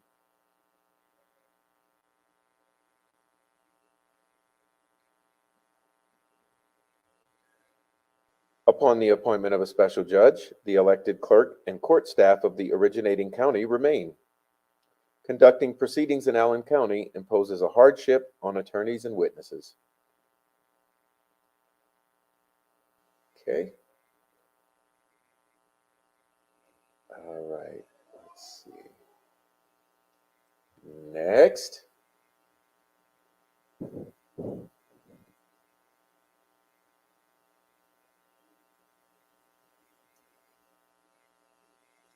Okay, verified petition for recusal from contempt proceedings.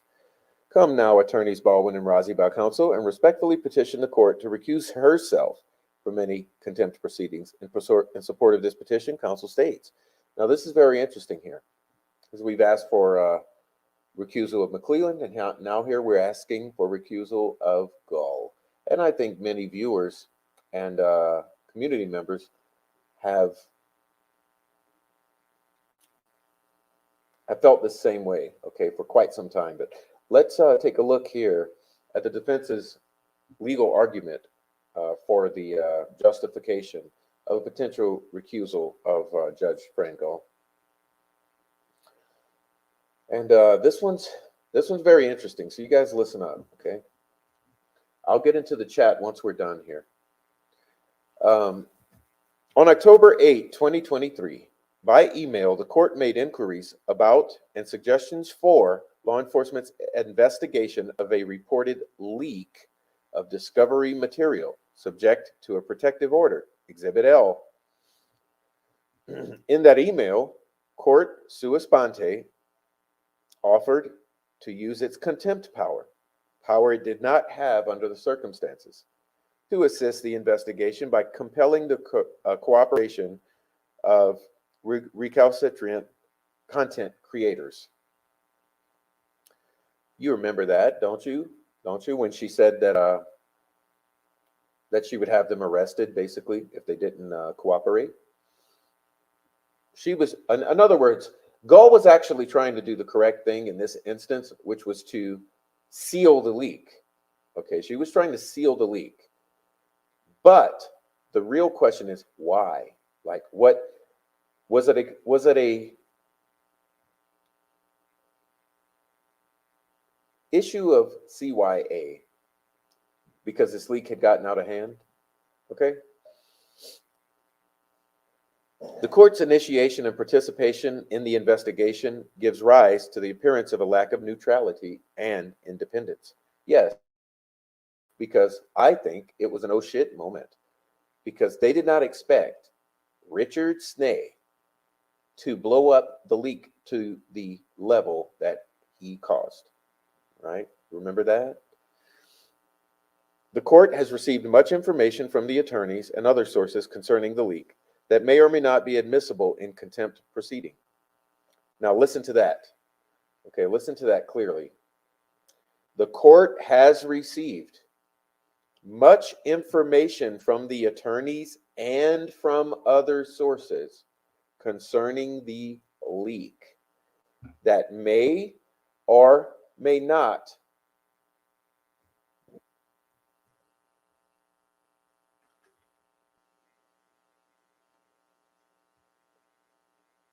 be admissible in a contempt proceeding. Recusal is appropriate to avoid the possibility and appearance that the court is considering events outside the evidence and testimony actually presented at a contempt proceeding. Okay?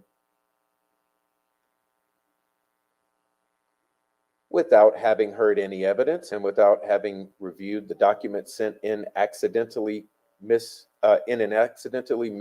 email, the court has already expressed its judgment that the misdirection of the email was an egregious error.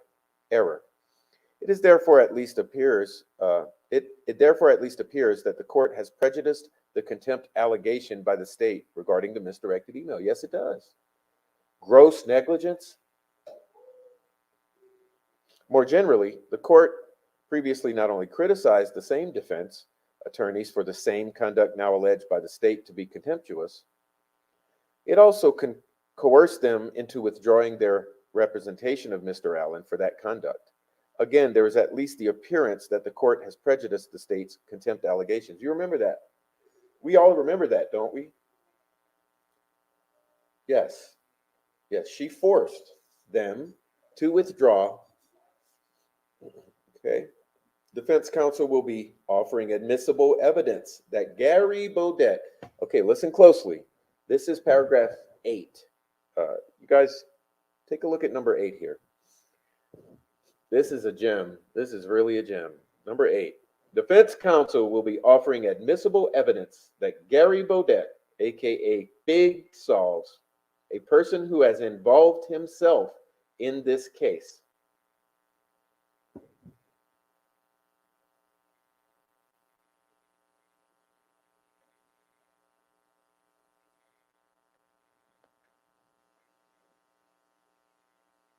on the internet, claimed to have received and disseminated confidential documents, and that his source for the documents was an employee of the court. Protesting too much, Mr. Baudet has now written a fawning letter to the court, denying allegations that have not yet even been made. Under the circumstances, with the allegation of court involvement that will now go unsubstantiated, the court should not be ruling on the admissibility of defense counsel's evidence regarding Mr. Baudet and his activities, much less assessing what value to give it. Now, that's very important. Okay, I want you guys to listen up. Let's read that again and listen to what is actually being said here. Okay?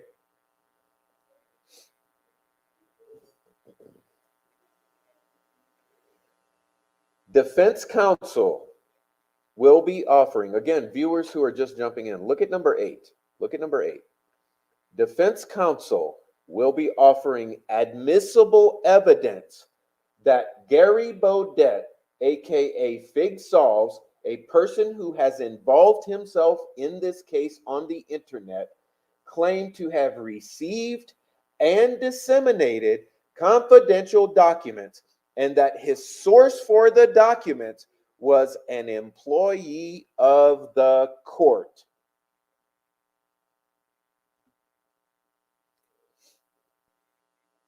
Protesting too much, Mr. Baudet has now written a fawning letter to the court, denying allegations that have not yet even been made.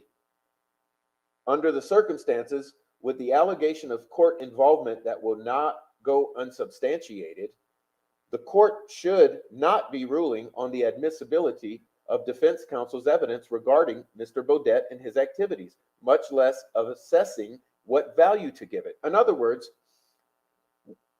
with the allegation of court involvement that will not go unsubstantiated. Okay, in other words, there is evidence in this paragraph number 8 here. Okay, there is evidence in this paragraph. Can you see it? There is evidence that will be substantiated, that will substantiate this allegation that the court was directly involved with Mr. Baudet. Okay, is that not a major piece? Number 9, counsel for the state accessed and in a filing with the court even quoted an ex parte motion by the defense counsel. DocsPop has confirmed that the ex parte pleading was correctly filed as confidential.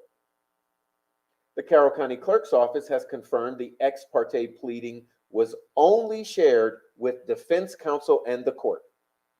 One of the court's staff has reported that they thought a confidential filing applied only to the public and not to counsel for the state. Evidence about access to the ex parte pleading will be presented at any contempt hearing because it appears the state's access to an ex parte pleading was enabled by the court staff, whether due to improper training or through ignorance or actually through malfeasance. So here we have twice, okay? We have the court employee, and we know who she is, directly colluding with Fig Sauls. We have the court employee directly colluding with Nick McClelland with the ex parte filing. The court conducted its own investigation of the leak, quote unquote, and lent itself and its powers to the investigation conducted by others. As a matter of public record, the court at least appears to have prejudiced almost all, if not all, of the state's contempt allegations against defense counsel. The involvement of the court staff member will now also be the subject of any contempt hearing. Yes, it will. The involvement of the court staff will be brought into this, okay? Under the totality of these circumstances, the court cannot appear to be neutral and a detached arbiter of the state's contempt allegations. And accordingly, the court should recuse itself with those contempt proceedings. And I would agree with that. I would agree that in the contempt proceeding, there's absolutely no way whatsoever that the court can be unbiased.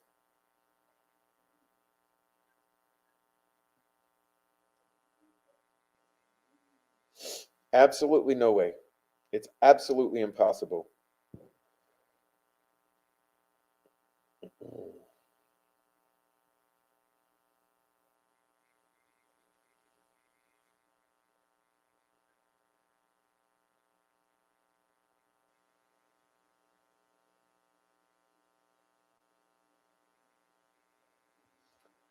All right, now, sorry guys. All right, you see this cunt who's coming in here with the gaslighting? We're going to go ahead and permanently ban her. It's Miss Persevere. Do you guys understand that Miss Persevere is a troll farm member? Specifically she has fucked with me for over a year. Okay. She has trolled me under fake accounts. She has colluded with Rick Snay to dox and harass me on an ongoing basis. And she wants to bring her stank ass in here and fuck with me because they are all absolutely furious that they've been caught. Okay, they have been caught. And guess what? The FBI will be picking up this case. They will all face the consequences of the gang stalking that they have participated in for an entire year. An entire year, they have gang stalked not only myself, but the Unraveling, our friend Meow, and other YouTube creators. They have gone after us. They've gone after our jobs. They have gone after our children. And they have gone after our livelihood here on YouTube. Do you know that the fact that this YouTube channel is run through a business, they have for a year harmed my business? For a year, they have harmed my emotional well-being. And they think that for some reason, in the future, they will get away with what they have committed in the past and currently. Absolute insane that they would do that to themselves. Okay. Those days are over. I mean, they're all caught and they just don't realize it. I continuously are telling them that, look, the FBI is taking this case over. Okay? Bad news. Bad news. All right, here we're going to get on to the fourth filing. Here it is. It's called Motion for Specific Findings of Fact and Conclusions Thereon. Okay, you see that? All right. And everything has been documented, Laura, is what I'm saying. Everything's been, they are really stupid. Fig doesn't realize that his entire Discord was documented, his entire community page, every single live stream chat, everything's been documented. And they really don't understand the level of crimes they have committed. And they think they're going to continue to get away with it because they have gotten away with it. It's okay. Defense counsel Andrew Baldwin and Bradley Rozzi by counsel David Hennessy, a man of a man, okay? A man's man, David Hennessy, an actual boss, okay? McClellan, you want to learn what a boss is? Respectfully requests that this court issue findings of fact and conclusions thereon with respect to the contempt proceeding scheduled for March 18, 2024. In support of this motion, the defense counsel states the following. 1. Indiana Trial Rule 52A provides that upon written request of any party filed with the court prior to the admission of evidence in a case where issues are tried without a jury, the court shall, quote, find facts specifically and state its conclusions thereon. Wherefore, the defense by counsel respectfully requests that the court issue findings of facts and conclusions thereon regarding the contempt proceedings. Okay, so here's what's asked for. Specific findings of fact regarding the allegations of contempt, i.e. the leaks. Okay, is this shit getting rich for you guys yet? Is it getting rich? All right. And finally, we've made it to this fifth filing, which was yesterday. Motion to stay all ancillary proceedings and to get this damn case to trial. Can I say it like an adult? This isn't just for any of you new here, for any of you guys who are new here. I've made it very clear before, this is an adult channel, okay? Well, I mark this channel as not safe for kids in the YouTube settings, to be clear. It's why I speak freely. It's why we discuss murders, and it's why we use all language that's available in the human language. We don't censor ourselves here, okay? We speak openly and freely. Now comes David R. Hennessy, a man of a man, a man's man, a counsel for attorneys Baldwin and Rozzi, and respectfully moves the court to stay all ancillary proceedings, in other words, the fucking contempt hearing, and get this damn case, to trial. In support of this request, counsel states the following. Current pending is a hearing. I'm telling you, I told you guys when I started the show I didn't feel too well. My tongue is twisted. Currently pending is a hearing on March 18. We know about that. On the defense motion to dismiss and the state's hope to punish defense counsel. Nice use of language there. The motion to dismiss directly affects the case. No shit. And the prospect of a trial. The state's request for the court to punish defense does not. Okay. I don't understand. I'm a little, I had some mental fog as well as a physical,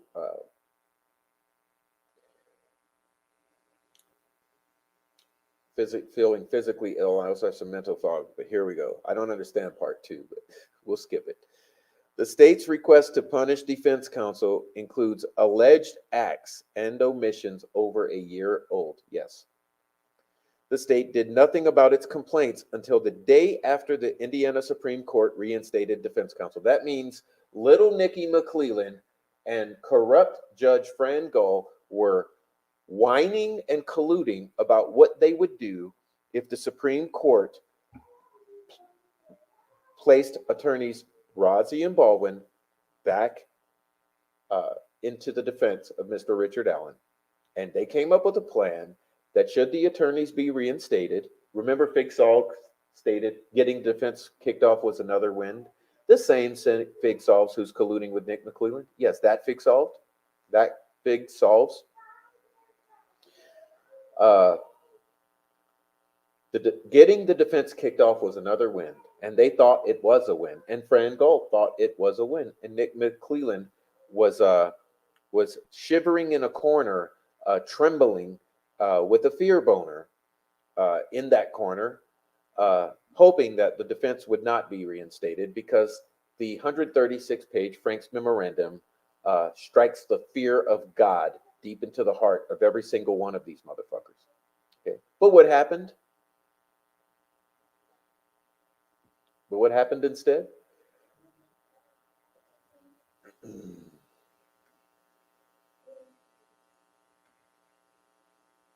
Okay, I'm gonna delete every one of you fucking trolls. Okay, you see you assholes? All right. But what happened instead? Supreme Court said no, no, it's not gonna work. It's not gonna happen.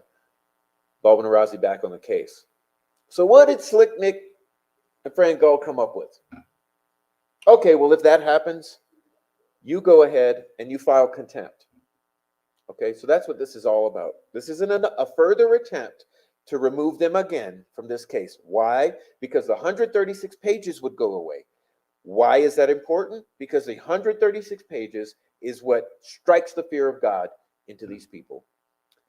And I guarantee you this, the filing yesterday strikes even more fear into the heart of these fuckers. Oh, yes, it does. Yes, it indeed does. Problem now is they're not going to make yesterday's filing ever go away. Okay. So let's finish this. This one's almost done, guys. I'm apologizing. Get on my tangents. The contempt hearing has already required many hours of preparation, will require many more, and the hearing will at least last 1 day and probably 2. No, it will probably last a few days. Probably last a few days. This is just a distraction for everyone for preparation for a trial now 61 days away, now 60. There's also a disservice to the families. Okay. Since the prosecution delayed as long as it did before seeking contempt sanctions, clearly time is not of the essence. Yes, because it was never an issue until it was a backup plan to remove Baldwin and Rozzi.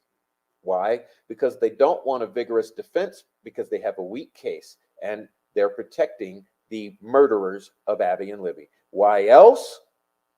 Because removing Baldwin and Rozzi, they believe, would remove the 136 pages, which is devastating. Okay?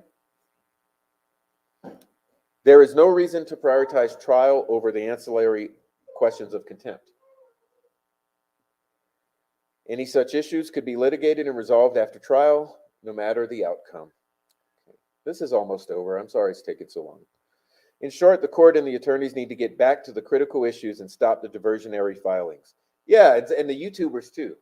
Because these YouTubers, they're thinking that they are going to influence public opinion and save their own asses for their part in the conspiracy to cover up the murders of these baby girls. And they have been caught. And not only been caught, they've been stung because what we exercised was a year-long sting on these assholes. And I described that to you yesterday. And they're a little scrambling right now. They're a little scrambling. All right, that's what's actually going on. They are scrambling because they are afraid, because they are caught. And I guarantee you, prosecutor is scrambling because he's afraid, because he's caught. All right. Now, I spoke with someone earlier today about the filing that Judge Gull has been sitting on, okay, because she hasn't wanted to allow this out yet because she knows what we do. She knows what we do. Okay, what we do, we break down. Oh, let me remove this.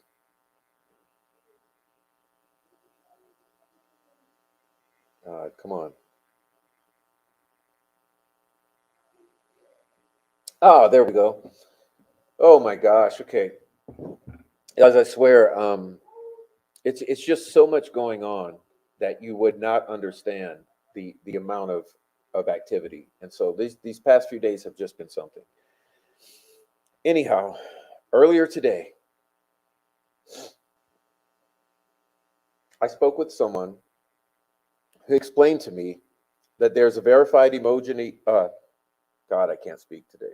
There's a verified emergency motion for continuance. Okay.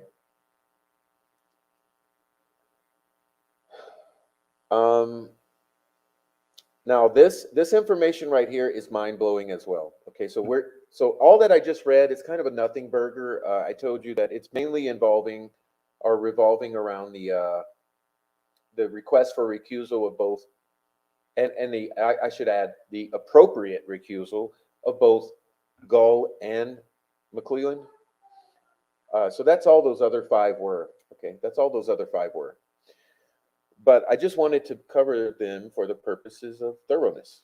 Okay, but earlier today, in speaking with someone very important, he said to me, Prof, there's a verified emergency motion for continuance that Gull is sitting on, and it's big. And so right now what we're going to do is I want to read that with you. Now, I'm assuming that this will probably be hitting the airwaves very big. Okay, very big, because there are things in here. Okay, but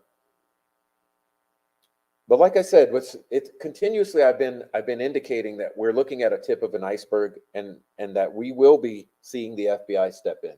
Okay, because this is an extreme conspiracy. Uh, but um, but hey, I know that I'm always right when hindsight becomes 2020 in retrospect. So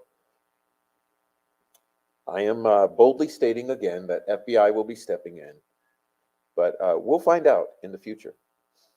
Anyhow, let's get into this because I think you will appreciate this, and it's important, and this will be it's complex. Okay, so we have to take our time here.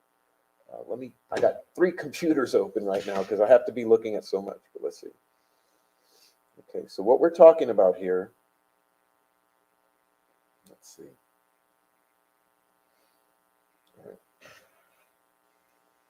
Ah, comes now for counsel, for defense counsel, uh, and respectfully moves the court for an emergency continuance only of the March 18 contempt proceedings.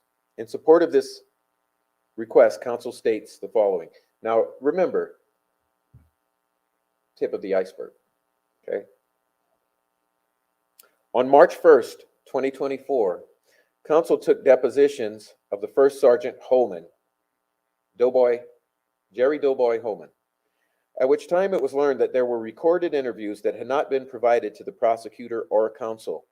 It was also learned that the attachments to First Sergeant Holman's report had not been provided to the prosecutor or counsel. McClellan promised to get them. On March 11th, okay, March 11th, it's 2 days ago, counsel first received the recorded interviews of Tauhara Einhenfeld. Now, who is that? Put it in the chat if you know who that is. Okay, this is Troll Farm. Who is that? It's Troll Farm. Somebody put in the chat. Who is Tahara? It's Troll Farm. Okay, she's Troll Farm. She colludes with Meerkat, Aspen, Bossy, Greeno, and the other Troll Farm on a regular basis. This is a Troll Farm. It's Bella. Okay, so we got Bella, Robert Fortson, Rick Snay, Murder Sheet, Mark Robert Cohen, and Kyra D. fucking Bruin, another Troll Farm. Let's go back through that. Bella, Fortson, Snay, Murder Sheet, Mark Robert Cohen, Kyra DeBruin, Troll Farm.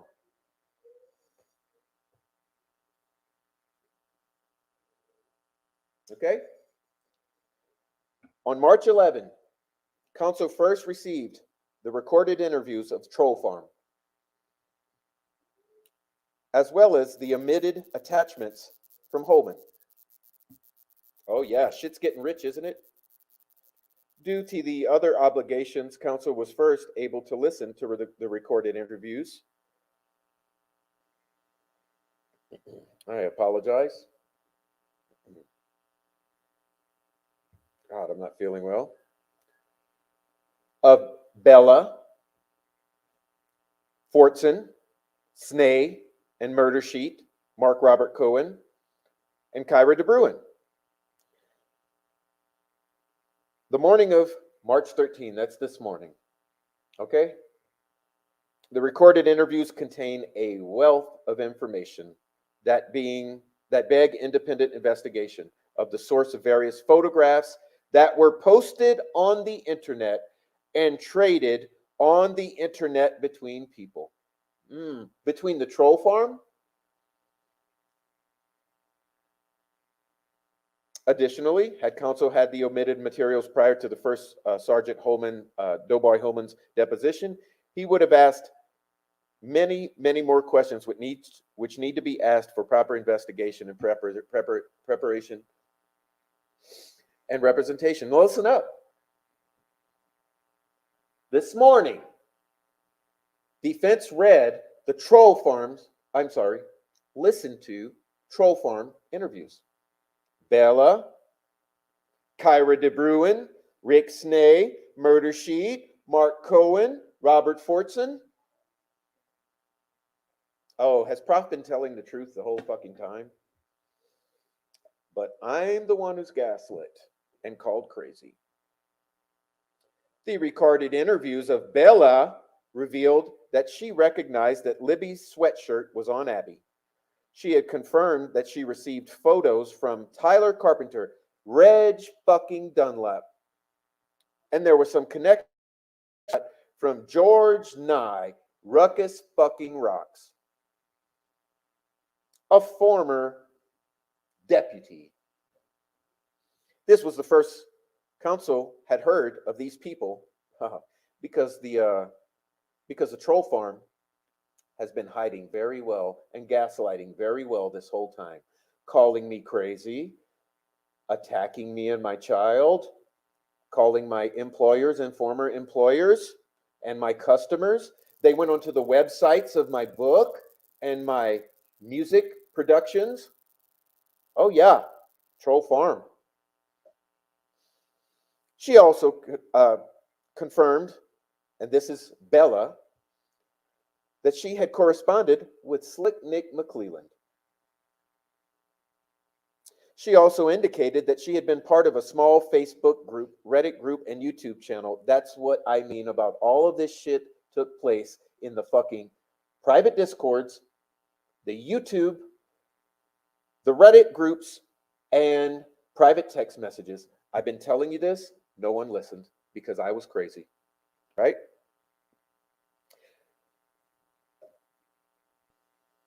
As well as a public Discord server with private chats. Yeah, this is what I'm saying. Remember, Reg Dunlop nuked his fucking Discord. George deleted a lot of his Discord and blocked everyone out of it. Remember, Gary Bodette just destroyed his community page. Remember, I was telling you days ago, all of it took place in these places, but I'm crazy. She also identified other persons possibly involved in the dissemination of the photographs and named Paul Manion, which is another name counsel had never heard. Lastly, she agreed to provide screenshots to First Sergeant Doughboy Holman, and they agreed to do that later. Counsel has not received any screenshots and first learned of their existence when listening to that recording this morning. All right, let's get back to it. During the interview, oops. Okay, I'm trying here, guys. Give me a break.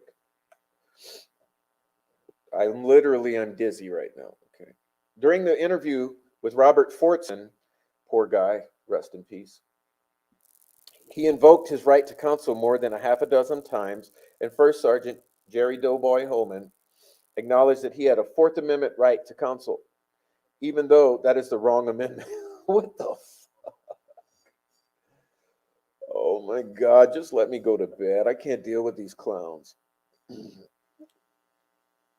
First Sergeant Holman referred to a guy from Texas, Mark Robert Cohen, who we now know is Mark Robert Cohen, and a Kay Smith. Oh, yeah, you know that bitch. You know Kay? Mm-hmm. Oh, yeah. She's been trying her shit for years, which was a name counsel had never been made aware of in preparing for contempt proceedings. There's no indication that Miss Smith was ever interviewed by First Sergeant Jerry Doughboy Holman. First Sergeant Jerry Doughboy Holman told Mr. Fortson that the judge isn't very happy, and he could be charged with contempt of court. He also told him that if he didn't give a statement, that that would be obstruction of justice and possibly contempt of court. When Mr. Fortson indicated to First Sergeant Jerry Doughboy Holman that he was not comfortable speaking with him until he was able to speak consultation, First Sergeant Holman told him if he didn't, I'm sorry, guys, cooperate and delete whatever that he had. If he called the judge and told her he's not willing to cooperate, I'm going to make a phone call and see if she wants to issue that order or not. This is when First Sergeant Jerry Doughboy Holman also referred or referenced that Mr. Fortson could be charged with obstruction of justice and contempt. First Sergeant Holman then said, "Let me call the judge real quick and we'll go from there." He then left the room for several minutes. He then returned and told Mr. Fortson that he had talked to the prosecutor, and if he was not willing to turn over any pictures or information, basically there would be consequences. First Sergeant Jerry Doughboy Holman also said that the judge had said, if they have photographs, get them and get information about where they got them. First Sergeant Holman then told Mr. Fortson his lack of cooperation was going to ruin Richard Allen's rights to a fair trial and going to really mess some things up for him. Then said, "Doesn't bother me any because it's all bullshit in my opinion." First Sergeant Holman also told Mr. Fortson that this was some serious shit and that the judge is adamant that he get the photos out of circulation. Mr. Fortson then confirmed that he didn't have anything like that. Oh my gosh.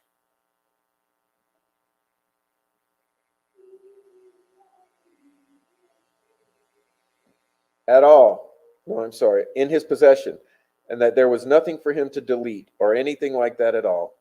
Rick Snay was interviewed by telephone. Rick fucking Snay. Smack dab in the middle of all of this shit. Denying it for now what? 5 months. Mr. Snay indicated that he had received 4 photos from Kyra Day Bruin.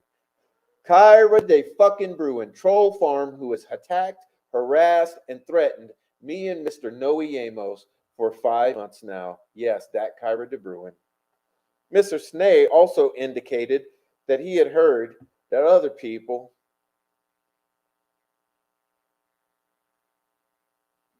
pardon me, guys, I'm about to faint, literally, had received photos from Mark Robert Cohen and Kay fucking Smith. Mr. Snay indicated that he'd gotten the photographs Thursday, but no date was provided in his interview. First Sergeant Holman told Mr. Snay that the judge was very adamant that if any got released by anybody, she was going to issue contempt of court. March 13, 2024, that's this morning, was the first time counsel heard the name Kyra De Bruin. Well, guess what? Prof and Noe Amos has been hearing that goddamn name for 5 months now, and we're furious. Okay, and hopefully I don't fucking pass out right now. Okay, all right, let me get it.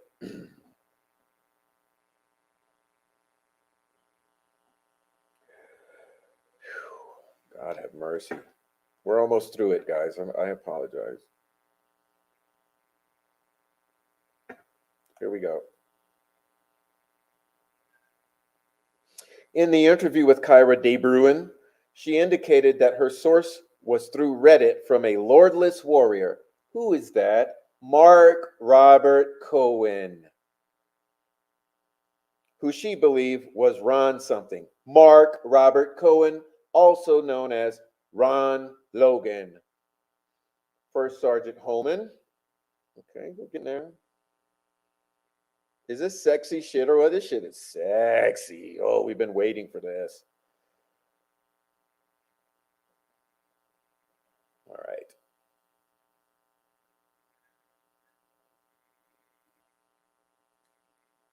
Almost there, guys. I know I'm failing at getting this done without stopping.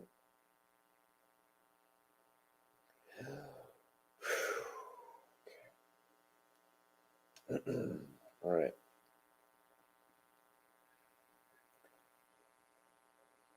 First Sergeant. Okay, I said that already. Here we go. So we need. God have mercy. Come on. Phone freezing up.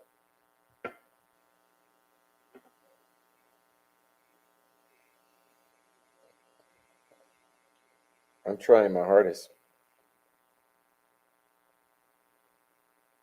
All right.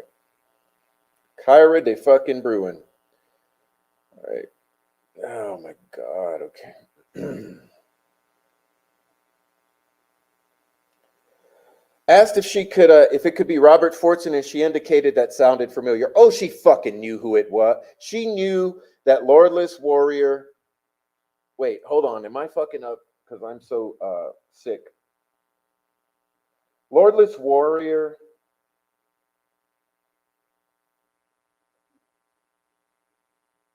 Robert Fortson. Robert Fortson is lordless warrior. I messed up. I said Mark Robert Cohen. Mark Robert Cohen was Dread Pirate Roberts or something like that. Okay, so she never identified Fortson. However, whether lordless warrior was Fortson, Mrs. De Bruin indicated that person had deleted an entire conversation. Of course, because Fortson went in. Okay, I have to delete another douchebag troll, getting you out of here. Okay, Fortson. Fortson asked and begged Cohen to delete everything. Remember?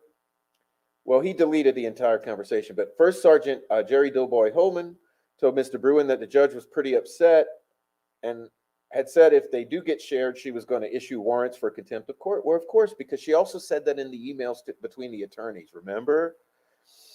Counsel has been provided no information identifying Lordless Warrior as Robert Fortson. The true identity of Lordless Warrior needs to be investigated. Yes, but we know it's Robert Fortson. Okay, we've known that for months.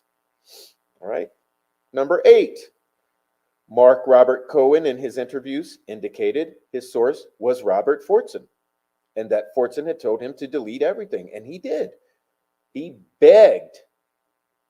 Remember, I've posted the screenshots of him begging Mark Robert Cohen to delete everything and begging him to pick up his phone calls the day before his death. Mr. Cohen had the impression that Mr. Fortson was an attorney.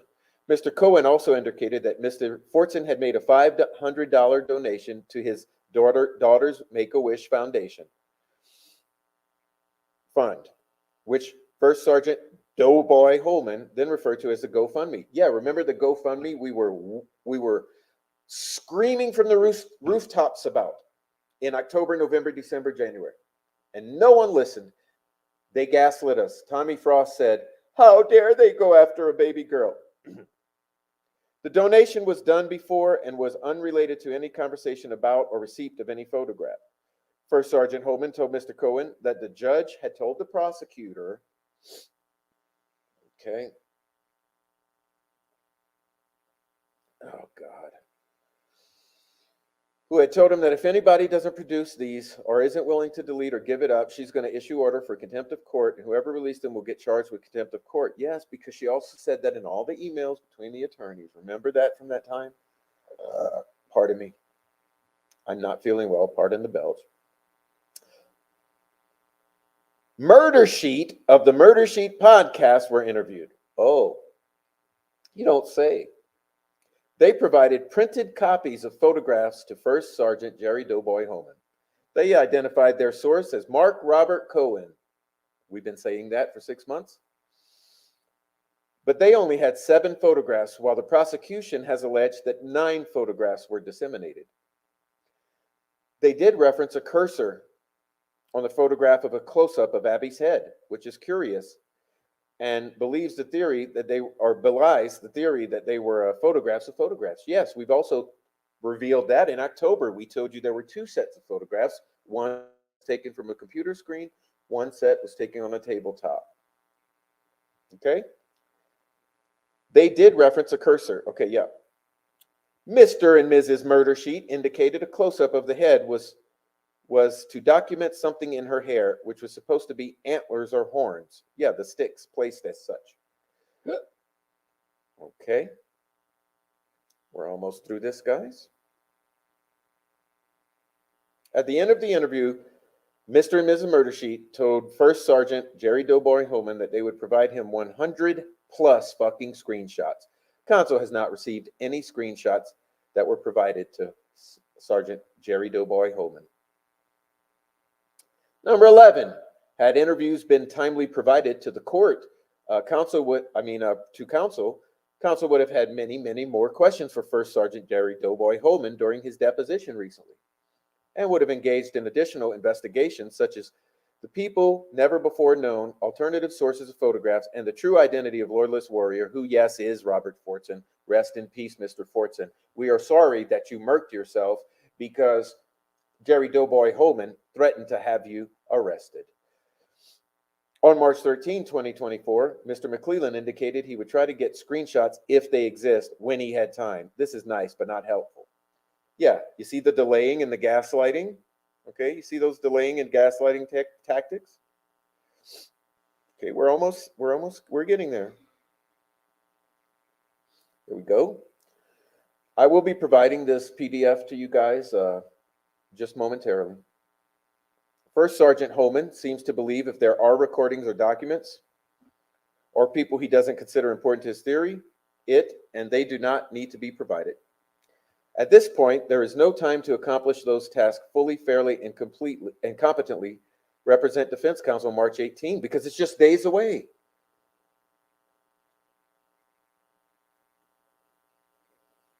All trolls will be blocked permanently.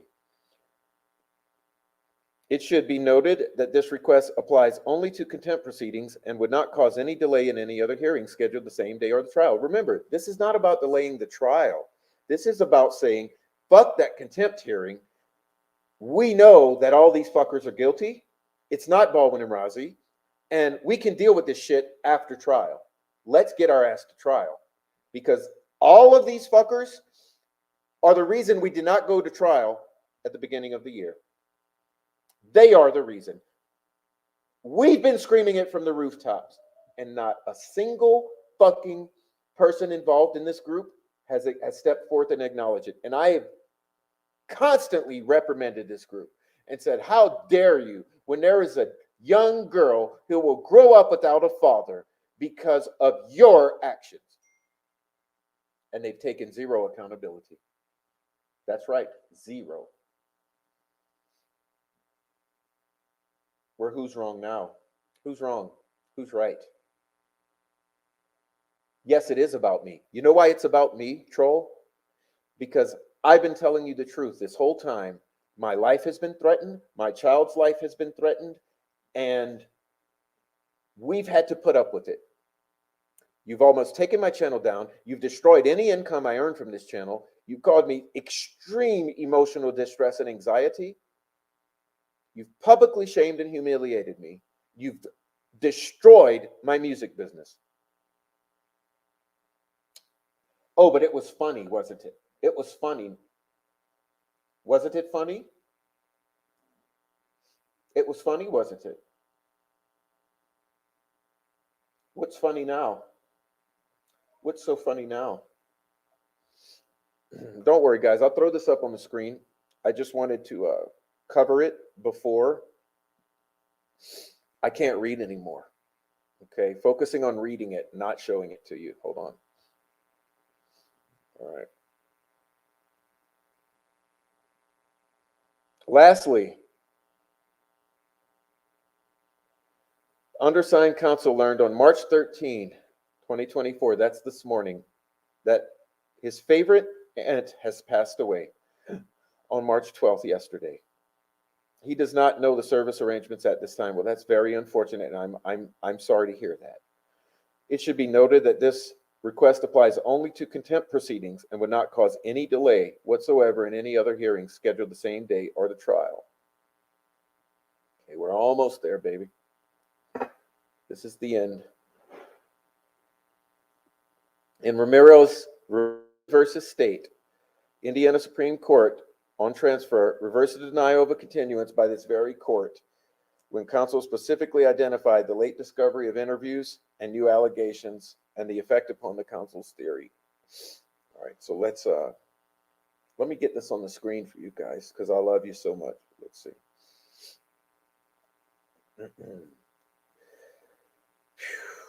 All right, somehow I made it through, guys. I don't know what's, I told you I've been struggling on antibiotics. And so it's been a little bit of a challenge to feel well every day. Okay. And preparation, let me just read that again. Ramirez versus State, 2022, in the Indiana Supreme Court on transfer reversed the denial of a continuance by this very fucking court when the counsel specifically identified the late discovery of interviews and new allegations, the effect upon the counsel's theory and preparation, and what counsel needed to do to further due to the late discovery. That's exactly this case. Okay, so what they're saying is we've got all of this that I just read to you, late discovery. Got it? You got that? All right. So yeah. So why do I feel vindicated? Well, not just because of yesterday's thoroughly mind-blowing disclosures in the many, many pages that we read, okay? But now today's equally, I would say, how would I term these? These are like validating facts, okay, for what I have been claiming for almost a year, and for specifically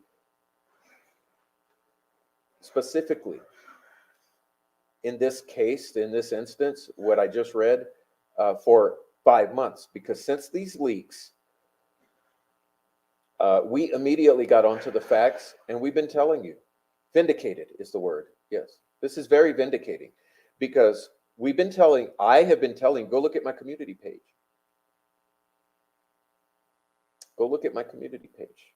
I've been telling you for 5 months exactly this exact group and where it happened, how it happened, who was responsible.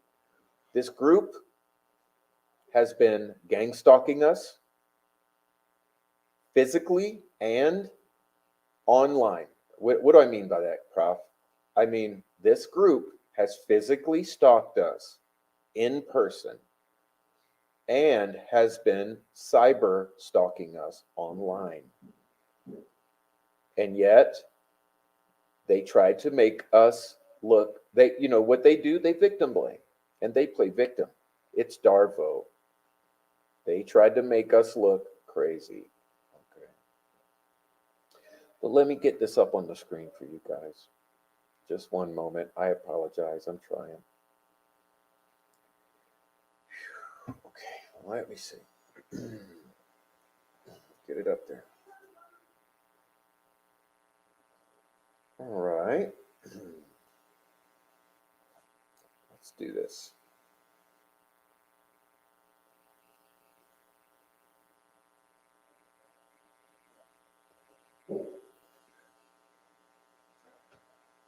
All right. Let's get it.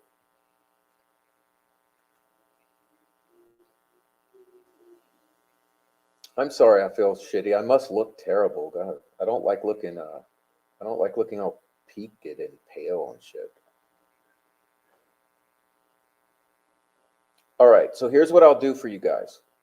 I'm gonna remove my ugly mug from this screen, so you can screenshot it. Okay, perfectly. So here's what I'll do. I'll take myself off the screen so it will blow up a bit. I'll let you screenshot each page. I'll give you about 5 seconds per page. Screenshot it to death, and then I'll come back and we'll do a talk with the chat. Won't that be fun? It's chat time, baby. I told you we were doing a short show today. Well, hey, it never works out, does it? So give me one moment. I'll get my ass off, get some water, let you screenshot the hell out of this, and then we'll do our discussion with the chat. It'll be wonderful. Okay, just a moment.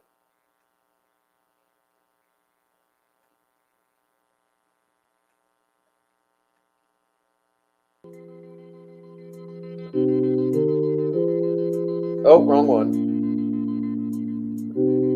Oh gosh, here we go.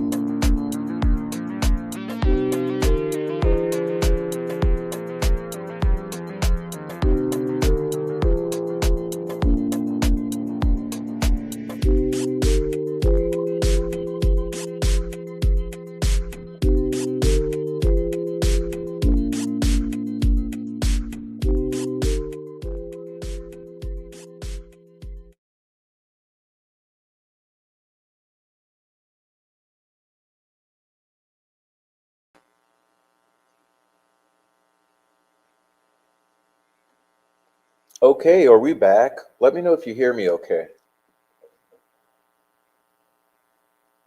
I may just have needed like water. I'm feeling a little better.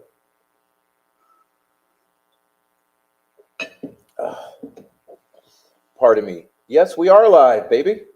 We are live, snarky ass angel. All right, so guys, here's the deal. I'm gonna do the chat on a kind of a quicker fashion than usual because I am tired and we're already 2.5 hours in. So we'll go back a little into the chat, and then we'll get out of here and we'll meet again tomorrow for another wonderful meeting. I just love you guys so much. I know I continuously repeat it and say it, but I mean it because you know. This is becoming a community. Some of you have been here over a year. Some of you have been here over a year, day in, day out. All right. All right, so let's back up a little. Let me see who we got here. I'm going to back it up a little, but not too far, okay?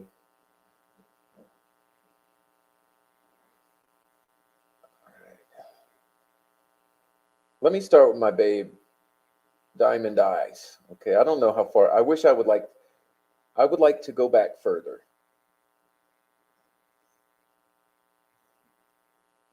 I'd like to go back further, but anyway, we'll go back to Diamond Eyes here. Please hit the like while you're here. Do me an honor, please, and just hit the like and check out the backup channel. Go subscribe. And hey, it's great. Let's see. Diamond Eyes says she's trying to take care of me. Prof, you should stop and rest. You're pushing yourself too hard. No, it's just I've been dealing with an illness ever since. It's the most odd thing. It's karma, really, because ever since I stepped foot in Delphi, I got sick. I got sick in Indiana, and I still haven't shaken it. Okay.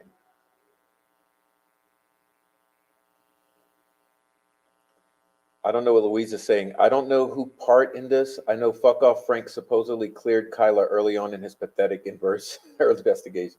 Well, like I told you about Frank, what Frank did, he was paid. Frank has covered the ass of everyone involved. How did he do it? Disinformation. He took elements of facts that he knew were inevitable that people would find, like the name Mark Robert Cohen, like the name Ruckus Rocks. Okay, he took those elements of fact and he twisted them up into all kind of convoluted distractions, and then he put out a narrative that was completely bullshit and filled with disinformation for the intent and purpose of disinformation, so that no one would ever figure out what happened. Okay, but I just gave you the document there. You just read what happened. Mm-hmm. Okay. Digital says, even 5-year-olds know how to delete everything. Is the adult equivalent of hide and seek. Eventually, we're going to either be found out or have to crawl from under the bed. Yes, not only that, sweetie. Everything is apt to being subpoenaed. Nothing disappears. So all that Discord shit they pulled, all the Facebook Messenger shit they pulled, all of the Reddit shit, all of the shit they have pulled. We know a lot of it, but there's some of it we don't know yet. But it's all potentially open to being subpoenaed, and therefore I continuously tell them, stop committing crimes on the internet against us and against the victims of Delphi murders, because all of your crimes will be tracked back to you and you're all going to prison. But I am crazy. Jerry Holman. Gee, that bastard is everywhere. Sleuthy Goosey says, under the authority given to him by Gull, which he had no authority to do. Well, that's another fact. As far as the, yeah, we'll discuss that later. Sleuthy, you're so brilliant. There are elements of there are legal questions here about the gag order and also about her, what Sleuthy is referring to here. And I've discussed it with attorneys. I've not mentioned it much on the show yet because that's further down the road. But yeah, we'll get to that. I can practically hear the BBB team now. The police are allowed to lie. Holman did nothing wrong. Yeah, well, they're going to continue to say that, but you know, they were all in it.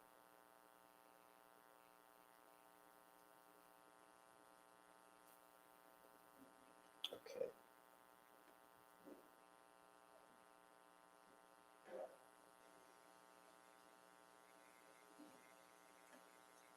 Okay. We have a troll who's coming in here to try to make a smart ass comment. I'm deleting that. Yeah, that letter was obviously not written by me. That was a letter written by Dr. King a long time ago, and I utilized it for rhetorical purposes. Okay.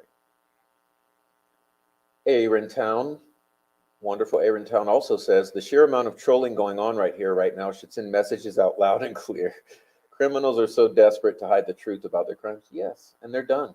I told you guys, it's all done. It's all done. These cops and the rest of them are so corrupt. Yes, but Ruckus Rocks will say, yeah, there's no corruption in law enforcement. Hey, Unsolved Crime says, I'm so sorry you're not feeling well, Prof. Well, thank you for your compassion and your thoughts. Okay, Ronnie Reed says, Prof, it has been a hard road, but you will be vindicated. Have faith. You're on the upturn. The world is watching, and they are fucked by their own actions. I kept warning them. I was trying to warn them the whole time. I mean, have you guys not seen me warning them for a year? I've been telling them to stop what they're doing. Thanks for powering through, Prof. But I wonder how Thomas Frost ended up not having his name in these documents so far, yet. Bob Mata doesn't call people names. He wouldn't call the judge a cunt. Well, that's why I am not Bob Mata, and fuck you. I mean, I told you this is an adult show. I can say what I want, and I do say what I want. Hey, welcome in, Marcel. Round of applause for my buddy Marcel. Marcel is an excellent friend to the channel. He always comes through, and he's always giving encouraging words, as opposed to the troll farm. All right. Diamond Eyes, those idiots are already screwed, and they don't even realize it. Ellie cannot protect him from Hennessy. No, and Hennessy's got the iron lead pipe. Remember him? He's a man's man. All right. Luna Ray, the beautiful local name, Luna Ray, says, you are vindicated. Well, we are all are. And you should stand tall because you have been a rock. Well, thank you, because I have confidence. Look, babe, I've been through I've lived a life. I'm 47 years old. I've lived a long life. I've been through some shit. I survived Hurricane Katrina. I lost almost all my neighbors in my neighborhood, literally. I've lost almost all my neighbors in my neighborhood. I've been through a lot. Lost my home, lost every photograph I've ever owned. Been through a lot. You brought us together, and we love and appreciate you. Well, thank you. Well, hello, Peace is in the house. Welcome in again, Peace. Still can't read. Rebecca Ann says they're losing it, and they know it. They know it. The truth is finally coming out. I told you. Ginger, honey, and a splash of lemon. Well, guess what, sweetie? I got that in the house, so it's on. I will take that advice before bed tonight. Rebecca, thank you. And I know you're right. That's why it's in the house. Prof, let's chat tomorrow. You've gone over docs good enough for tonight. Get some rest. Well, yeah. Well, hey, here's a good thing. You're now completely caught up to date with the defense filings, right? Because yesterday we covered the big drop, and today we covered the 5 from yesterday that we failed to cover, and we covered the brand new drop that hasn't even dropped yet. And so hey, man, we are all caught up right now, and I think that any of the listeners who have not been caught up, you can direct people to listen to yesterday's show and today's show, and they will be 100% caught up on what is actually contained and what this information means. And like I titled the show yesterday, it's a break in the dam. You know, the game's over. And today, the title of the show is Additional Defense Filings and the Troll Farm Reactions. And so I think, you know, I'm titling them pretty appropriately. You need rest, sleep, keep on the antibiotics, lots of fluids. It will still be here when you come back in a few days. I'll be here to support you. Well, thank you, Ronnie, for being nice. You came through, Sleuthy Goosey. How nice. I don't know what you're referring through, but I love my Sleuthy. This has been grueling, but tough to get through. The tough get tougher.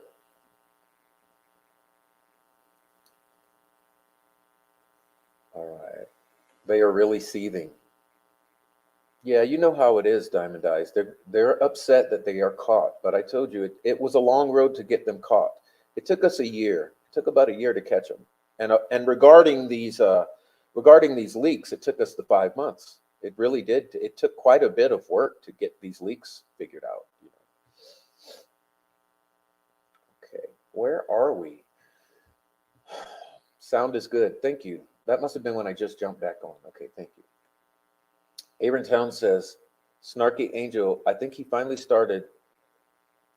So much needed rest. He just left us the opportunity to finish our chat as normal. All right. Hey, Soul. What is this?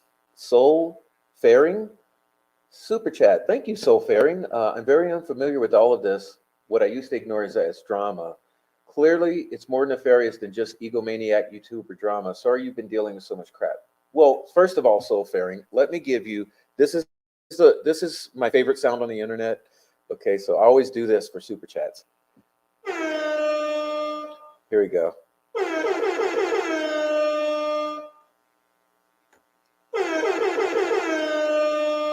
My favorite YouTuber, ACV, and I, we love that sound, and so I always do it for super chat. But yeah, I mean, the point you're hitting on, it's just really difficult because you got to understand the wherewithal it took to keep going when everyone's shaming you for just doing drama. And the thing is, it's like you're alluding to here, it is more nefarious than just egomaniac YouTuber drama. And that's what we were trying to get at, that we're not just talking about Rick Snay being pompous, or we're not really talking about all these others being and like Murder Sheik being patronizing and pedantic and all this shit. We're not just talking about that. We're talking about these are the ones who were actually responsible. You have a dead man in their wake, and no one stood up about it, okay? And we were trying to show you and scream it from the rooftops, and all we got in return was stop the drama. We don't want to hear the drama. Just grow up and all of this. And thank you so much for the super chat. I mean, thank you. I can relate. I was there in 2018, and an attempted ambush took place. Never the same since. Hey, look, Noe Amos in the building. Round of applause for my bud Noe. My big bud Noe. He's been standing up for us, okay? Noe and I have stood up together. Why?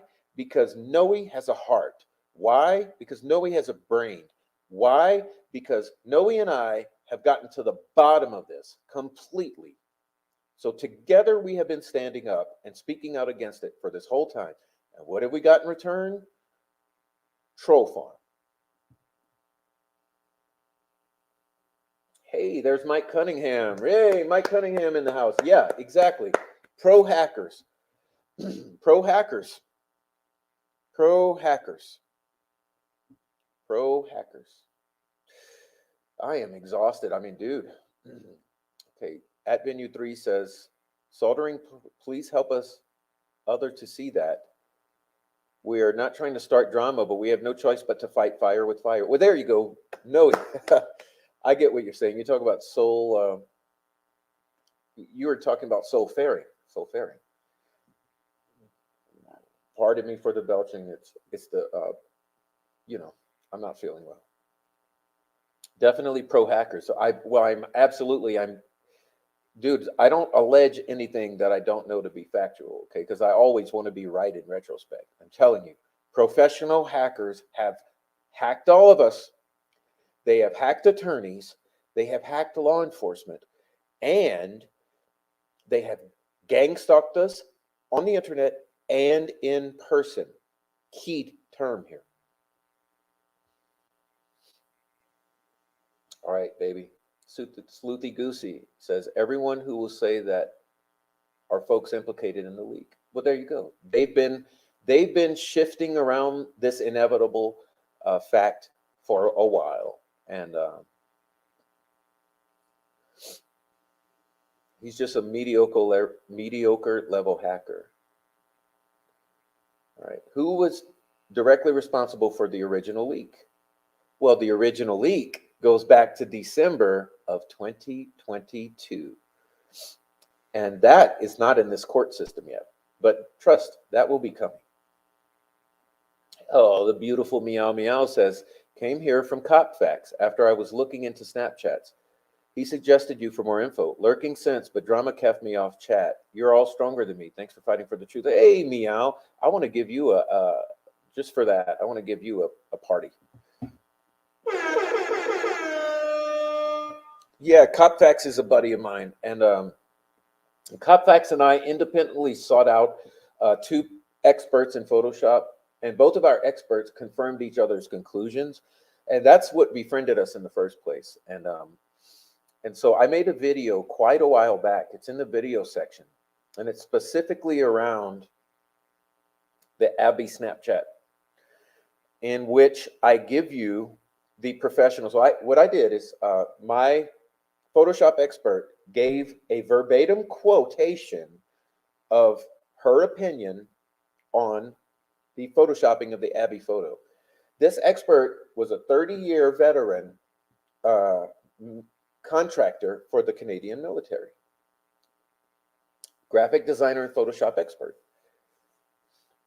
I verbatim placed her quotations and her opinion and the evidence that she found into the video so that all of you on YouTube could critique her professional opinion of the photoshopping of the Abby photo. And what did I get for it? I got trolled, gang-stalked, harassed, threatened to take my child away with CPS and all the 9 yards. But I also got Mr. Perry Freeman to give me a phone call and start a really wonderful discussion about this case. And coincidentally or not, Mr. Freeman also thoroughly educated me on the concept of the fruit of the poisonous tree. And he said, Prof, this PCA will never stand. He said, have you heard the fruit of the poisonous tree? And then he went on to educate me about what he meant by that, and what are the implications of the fruit of the poisonous tree from a shoddy PCA. And he said, Prof, at the end of this, it's all going to crumble because fruit of the poisonous tree. And so I am so glad that you found me from Copfax, because he's a bud. So thank you, meow meow. How do you help? Oh, just be part of our community. So Faring, be part of our community. We appreciate it. On this channel for the community in the chat primarily. I'm the talking head, but everyone in the chat makes the channel go. And Christopher Winston Long, son of Police Commissioner of Carmel, Indiana for 30 years, Mr. Winston Long. Yes, he's a primary stalker and troll farm organizer. So much corruption, you can't miss the evidence. I took care of a few patients from that disaster. Well, thank you, and God bless you, Luna Ray. I lost many of my neighbors, and I lost my life basically because my job disappeared, my family disappeared, everything. You got to understand what a disaster like that did to that community. It totally destroyed the community because it forced the community. It was like a nuclear bomb hitting the community, except you had a few survivors, and everyone dispersed across the nation. I dispersed quite a long distance away, and all of the relationships were severed. A lot of lives were lost, and all the material possessions. I lost everything except what I had brought in the trunk of my car when I evacuated. So, that means I lost every piece of music I ever wrote, every photograph of my childhood, of everything, every keepsake I had, my grandparents, and etc. I just lost everything. And that was 2005. And then I lost my brother months later in 2006.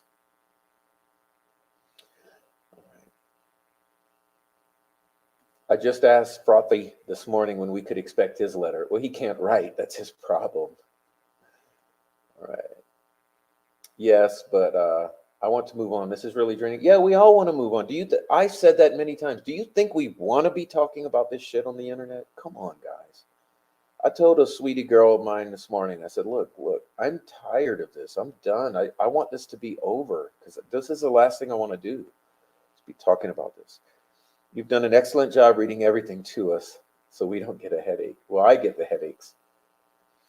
Trying to parse the data out of this filing for people to digest a little better. Oh, yeah, baby. Hey, tomorrow will be a good time to start shit posting, Sleuthy. Start your shit posting. Hey, Freckle Joy is in here saying hello to Noe, and Noe saying hello to Allie. All my people talking to each other. Thank you so much. Thanks for loving each other in here. Are you guys still here? I just ran a call. Whoa, what how was it, Freckle? I know that you have anxiety and trauma from all the good that you do. Freckle Joy helps out people every day in real life. We need to stick together and call them out on every platform in any way we can. Yeah, exactly. Noe has helped, and Noe is amazing. And the way they do Noe, not only is it racist, but it's gaslighting. Okay, they treat Noe like he's just nothing, and Noe is an honorable and a very brilliant guy. Someone keeps trying to get in face. Oh, they're trying to hack us all. They even tried hacking. Well, I'm not gonna. They tried hacking one of the attorneys a couple days ago. Everyone that'll say Holman was allowed to lie or folks implicated in the leak. Yeah, you mean George Nye? The irony of channels that say they don't tolerate victim blaming, blaming their peers for their own abuse is just not all surprising, actually. We have a long way to go. Yeah. Okay. All right, we're almost here. Oh, thanks for the party horn. It's my favorite sound. Right. There must be another one, but I remember him in a video. Yeah, I watched them all, then did it myself. I couldn't ignore it and was ashamed I never looked into the photos. Yeah, and remember in the filing, right? Remember in this filing we read yesterday, ground, this earth-shattering filing, groundbreaking filing. It's now demanding to have information about the photos that have always been taken as fact, but that we have questioned for more than a year and said it's all bullshit. It's all bullshit. The lying witnesses, the Snapchat, the photos, it's all bullshit. The time, the place, the clothing, the family, it's all bullshit. We've said from day one. Hey, sweet dude Shibby in the house. I'm gonna give you one just for showing up, brother. Let's get that going. Come on. Oh, here we go. There you go, Shibby. That's for you. And that's for Joe Lewis, too. Where the hell is Joe? Hopefully he's sleeping.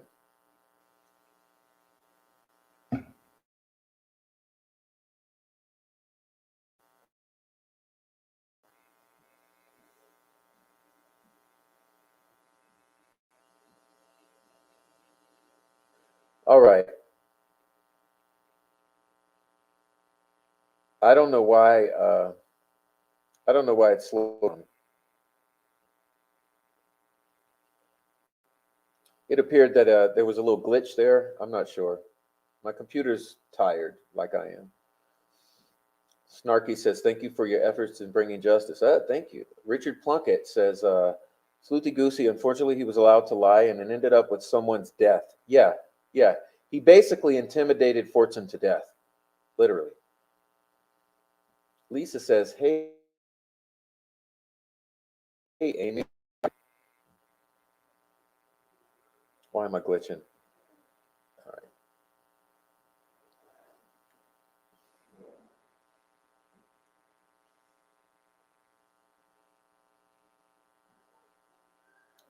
Christy B says, "I'm super late, gonna rewatch, but want to how grateful I am for people who speak up because this is disgusting and nuts. I knew something stunk, but this is unbelievable. I told you, it's the YouTubers, it's the dirty fucking YouTubers and the corrupt law enforcement who have been hiding the murders and covering up the murders of these girls for all this time. And it's fucking sad."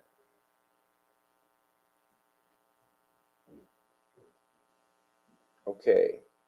Unsolved Crimes Uncovered says, "Love Kopax, he's wonderful." He's also a handsome devil, isn't he? Handsome devil. Freckled says, "Chris Long is related to Kenneth Taylor."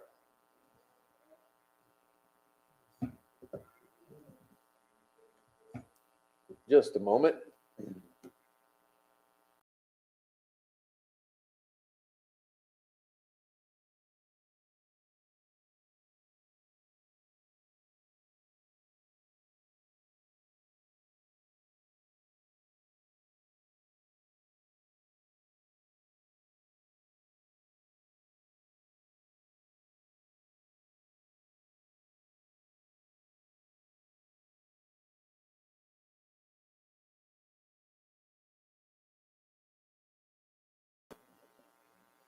All right, I apologize.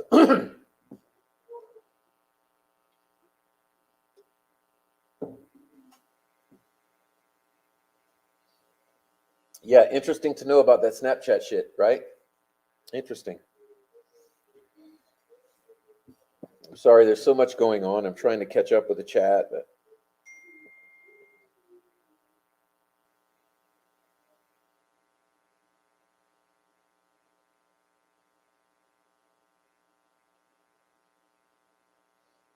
Okay.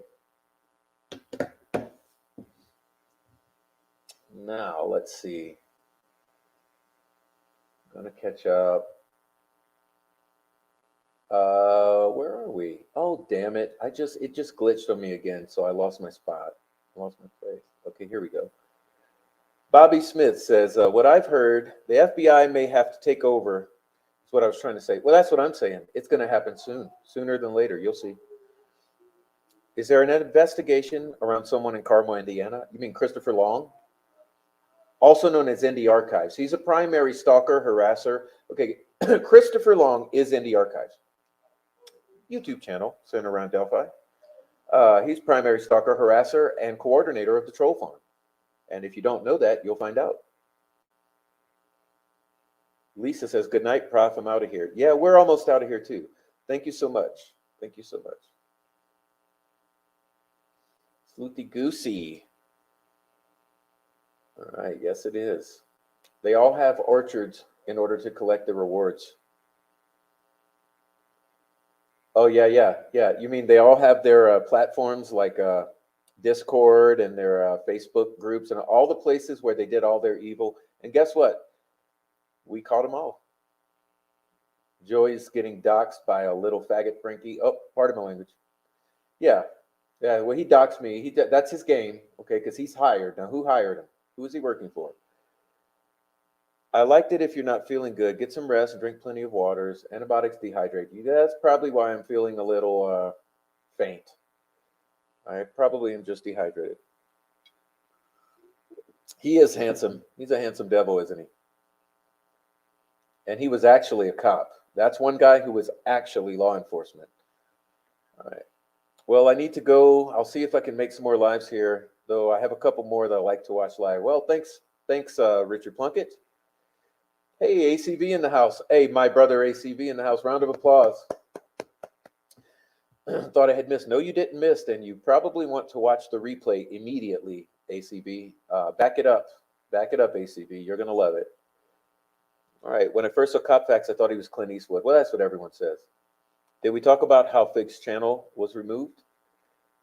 Criminality said that Ellie never used the Abby Snapchat, only used the empty bridge photo. Yes. Just listen tonight. Great to see you here. Prayers to you and your crew who are diligently working on the truth. Always. Anyways, another great cover tonight. See you next time and have a good night. Good night, Ellen West. Pardon me. Luna, you need to say a young Clint Eastwood or he'll get grumpy. Yeah, exactly. Oh, there's Laura, my babe there. The Laura, a young Clint Beastwood. Oh my, you guys are something else. You are something else. Yeah, back that ass up. Back it, back that ass up. That's what you need to do, ACB. You're gonna, your mind's gonna literally blow. Okay. Honestly, I think Clint Eastwood is handsome now as he ever was. Yeah, me too. I mean, that guy. How do these guys get away with being so damn handsome? All right, I think we've caught up with the chat. What a major accomplishment. Okay, what a major accomplishment. All right. Okay, venue 3. Drop it low, drop it low. I mean, do you guys know that guy, what's his name? The funniest movie you'll ever see, swear to God, is Zoo, the one with Zoo, where he's a zookeeper. Kevin James, zookeeper. What's the name of the movie where he's the zookeeper? Come on, help me out here. Where Kevin James is the zookeeper? Put the movie in the chat because I can't remember. My brain's too full of other shit. But I just love that movie. But they play a little of that song in there. And there's the gorilla. I mean, it's an amazing, funny movie.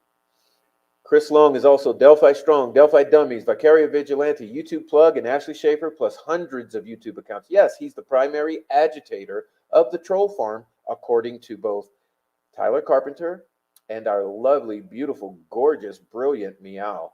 Okay. Pertaining to Fig's tentacles, did you know Peru is the clown capital of the world? Wonder where he got his plot. Fig actually trolled McClelland. The defense thanks you for your service. Boom. Thank you so much. Can I request outro music today? I think Two Phones by Kevin Gates would be nice to hear. I got two phones. One for the young, one for the plug, one for the load. I got two phones, one for the bitches, one for the dough line bumping. I'm ringing, counting money while they ringing.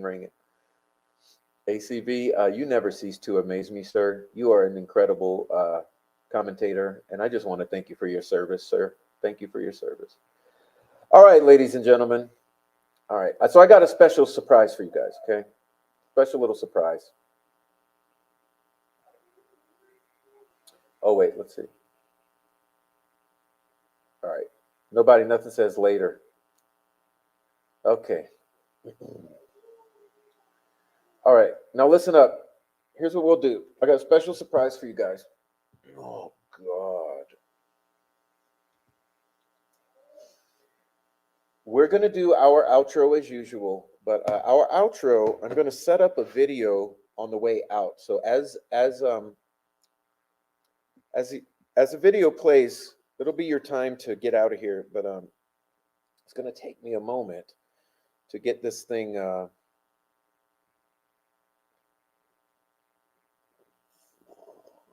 pardon.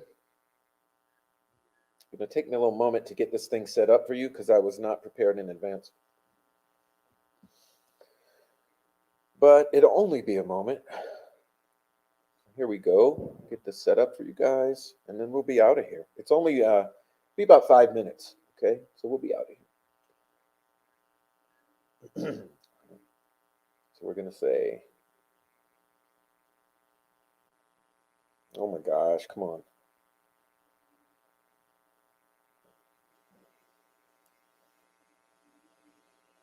Got a little video for you.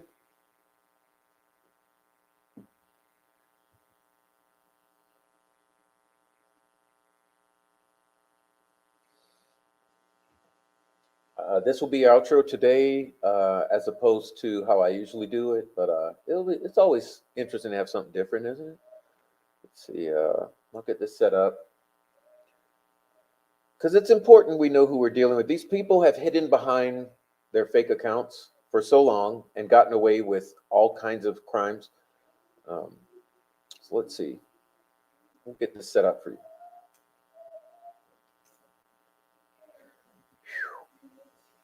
Mr. Prof is tired tonight.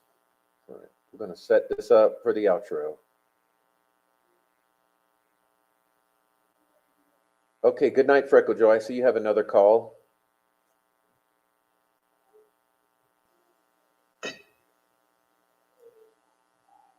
My computer's just lagging here, but we'll get this set up. Let's see. What the hell was that sound?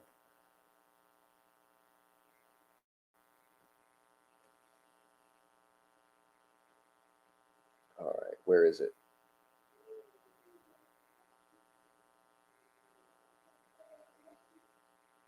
There we go. No.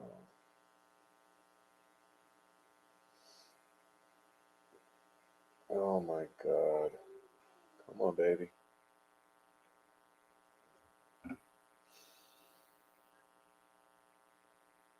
All right, there we go.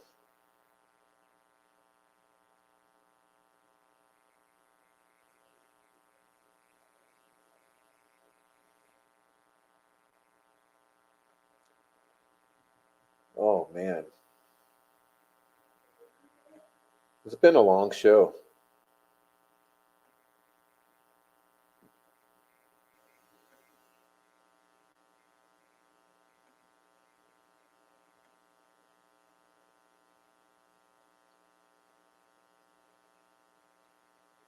All right, I think we got it now. Let's see.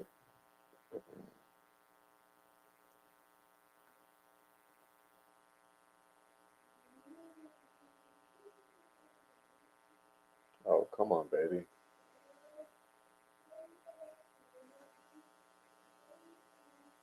Oh, your call was canceled? Great, great. All right, let's see.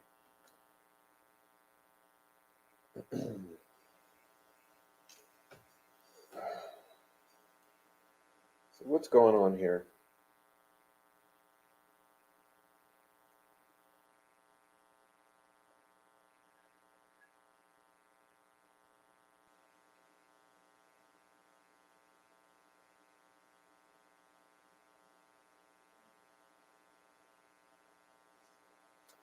All right, let's try it again. Boy, is this dead air or what? Tell you what.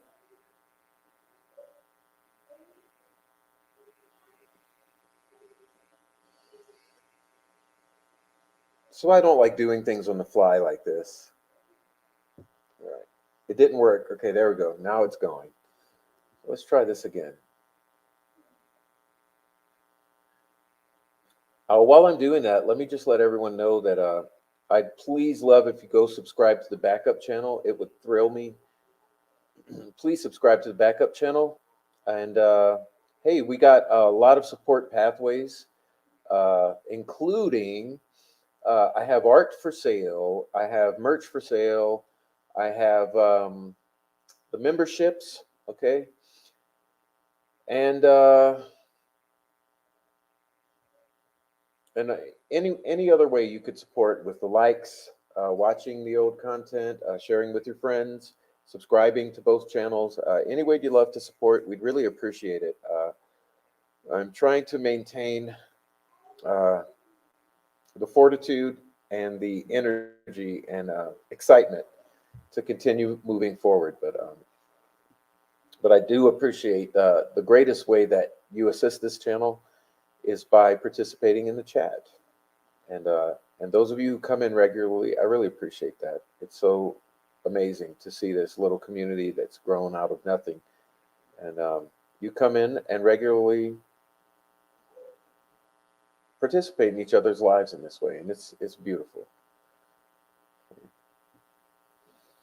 All right. Oh yeah, Diamond Eyes says, see the post that ends with the Robert Fortune tribute. It is called. If you guys want to see, it's another thing. If you guys really want to see some of the chaos that this group has been causing and the dynamics of it, go and watch the video that Diamond Eyes is referring to. It's called "I See Monkeys, but It's Not a Circus." Okay, I have hundreds of screenshots in there from this group. Okay, all right.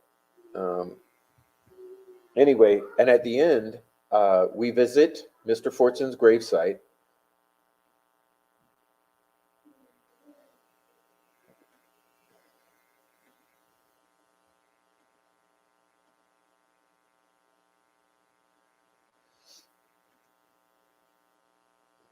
Okay.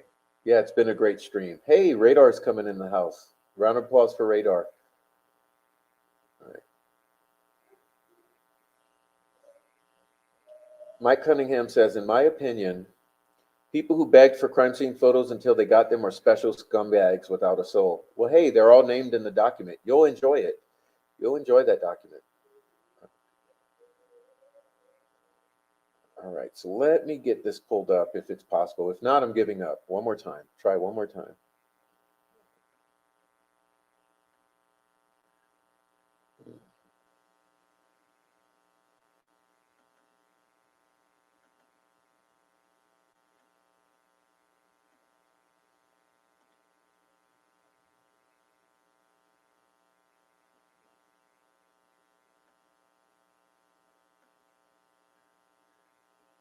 Okay, it's not working. So we're done.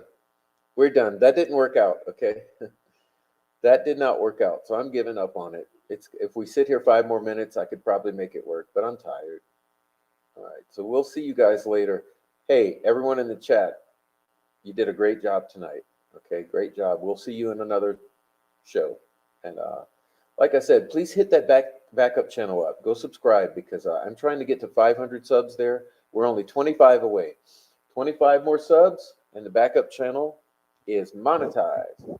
And that's my goal for this week, is to get that to 500 subs, and I'll be so happy with that backup channel having established itself. It's taken almost 6 months. 6 months. All right, blessings galore. If the defense would happen to get kicked off for contempt of court, I would say yes. Or are we going to have a mistrial, or is it going to be dismissed? It's just insane. All I want, all the prof wants, is Richard Allen to go to trial. Let's have a vigorous, amazing trial. Let's fact find, and let's get the truth about the Delphi murders out. Okay? Enough of the bullshit. 7 years of bullshit. Let's have the truth come out in court. And that's my goal. Frenchie says, good night to all. All right. Sweet dude Shibby says, good night. ACB says, big fish, murder sheet printed what they had so their electronic devices wouldn't be searched, in my opinion. Ooh, ACB, guess what you just earned? Guess what you just earned, sir? Guess what you just earned? Let me get it. Let me pull it up. Ooh, that's a hot one, ACB.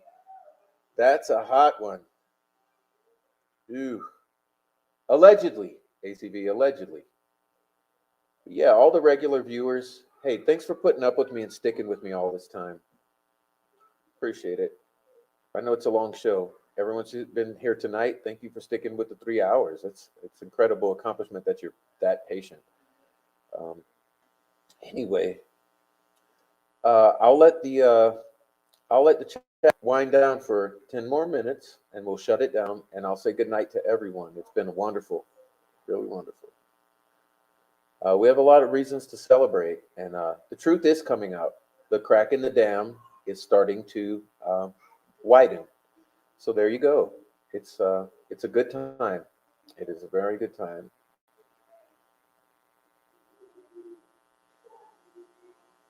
Okay.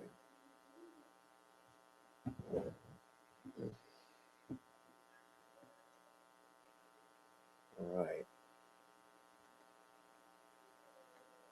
Now with that, guys, I'll bid you good night. Okay, we'll see you tomorrow, next day. Cheers.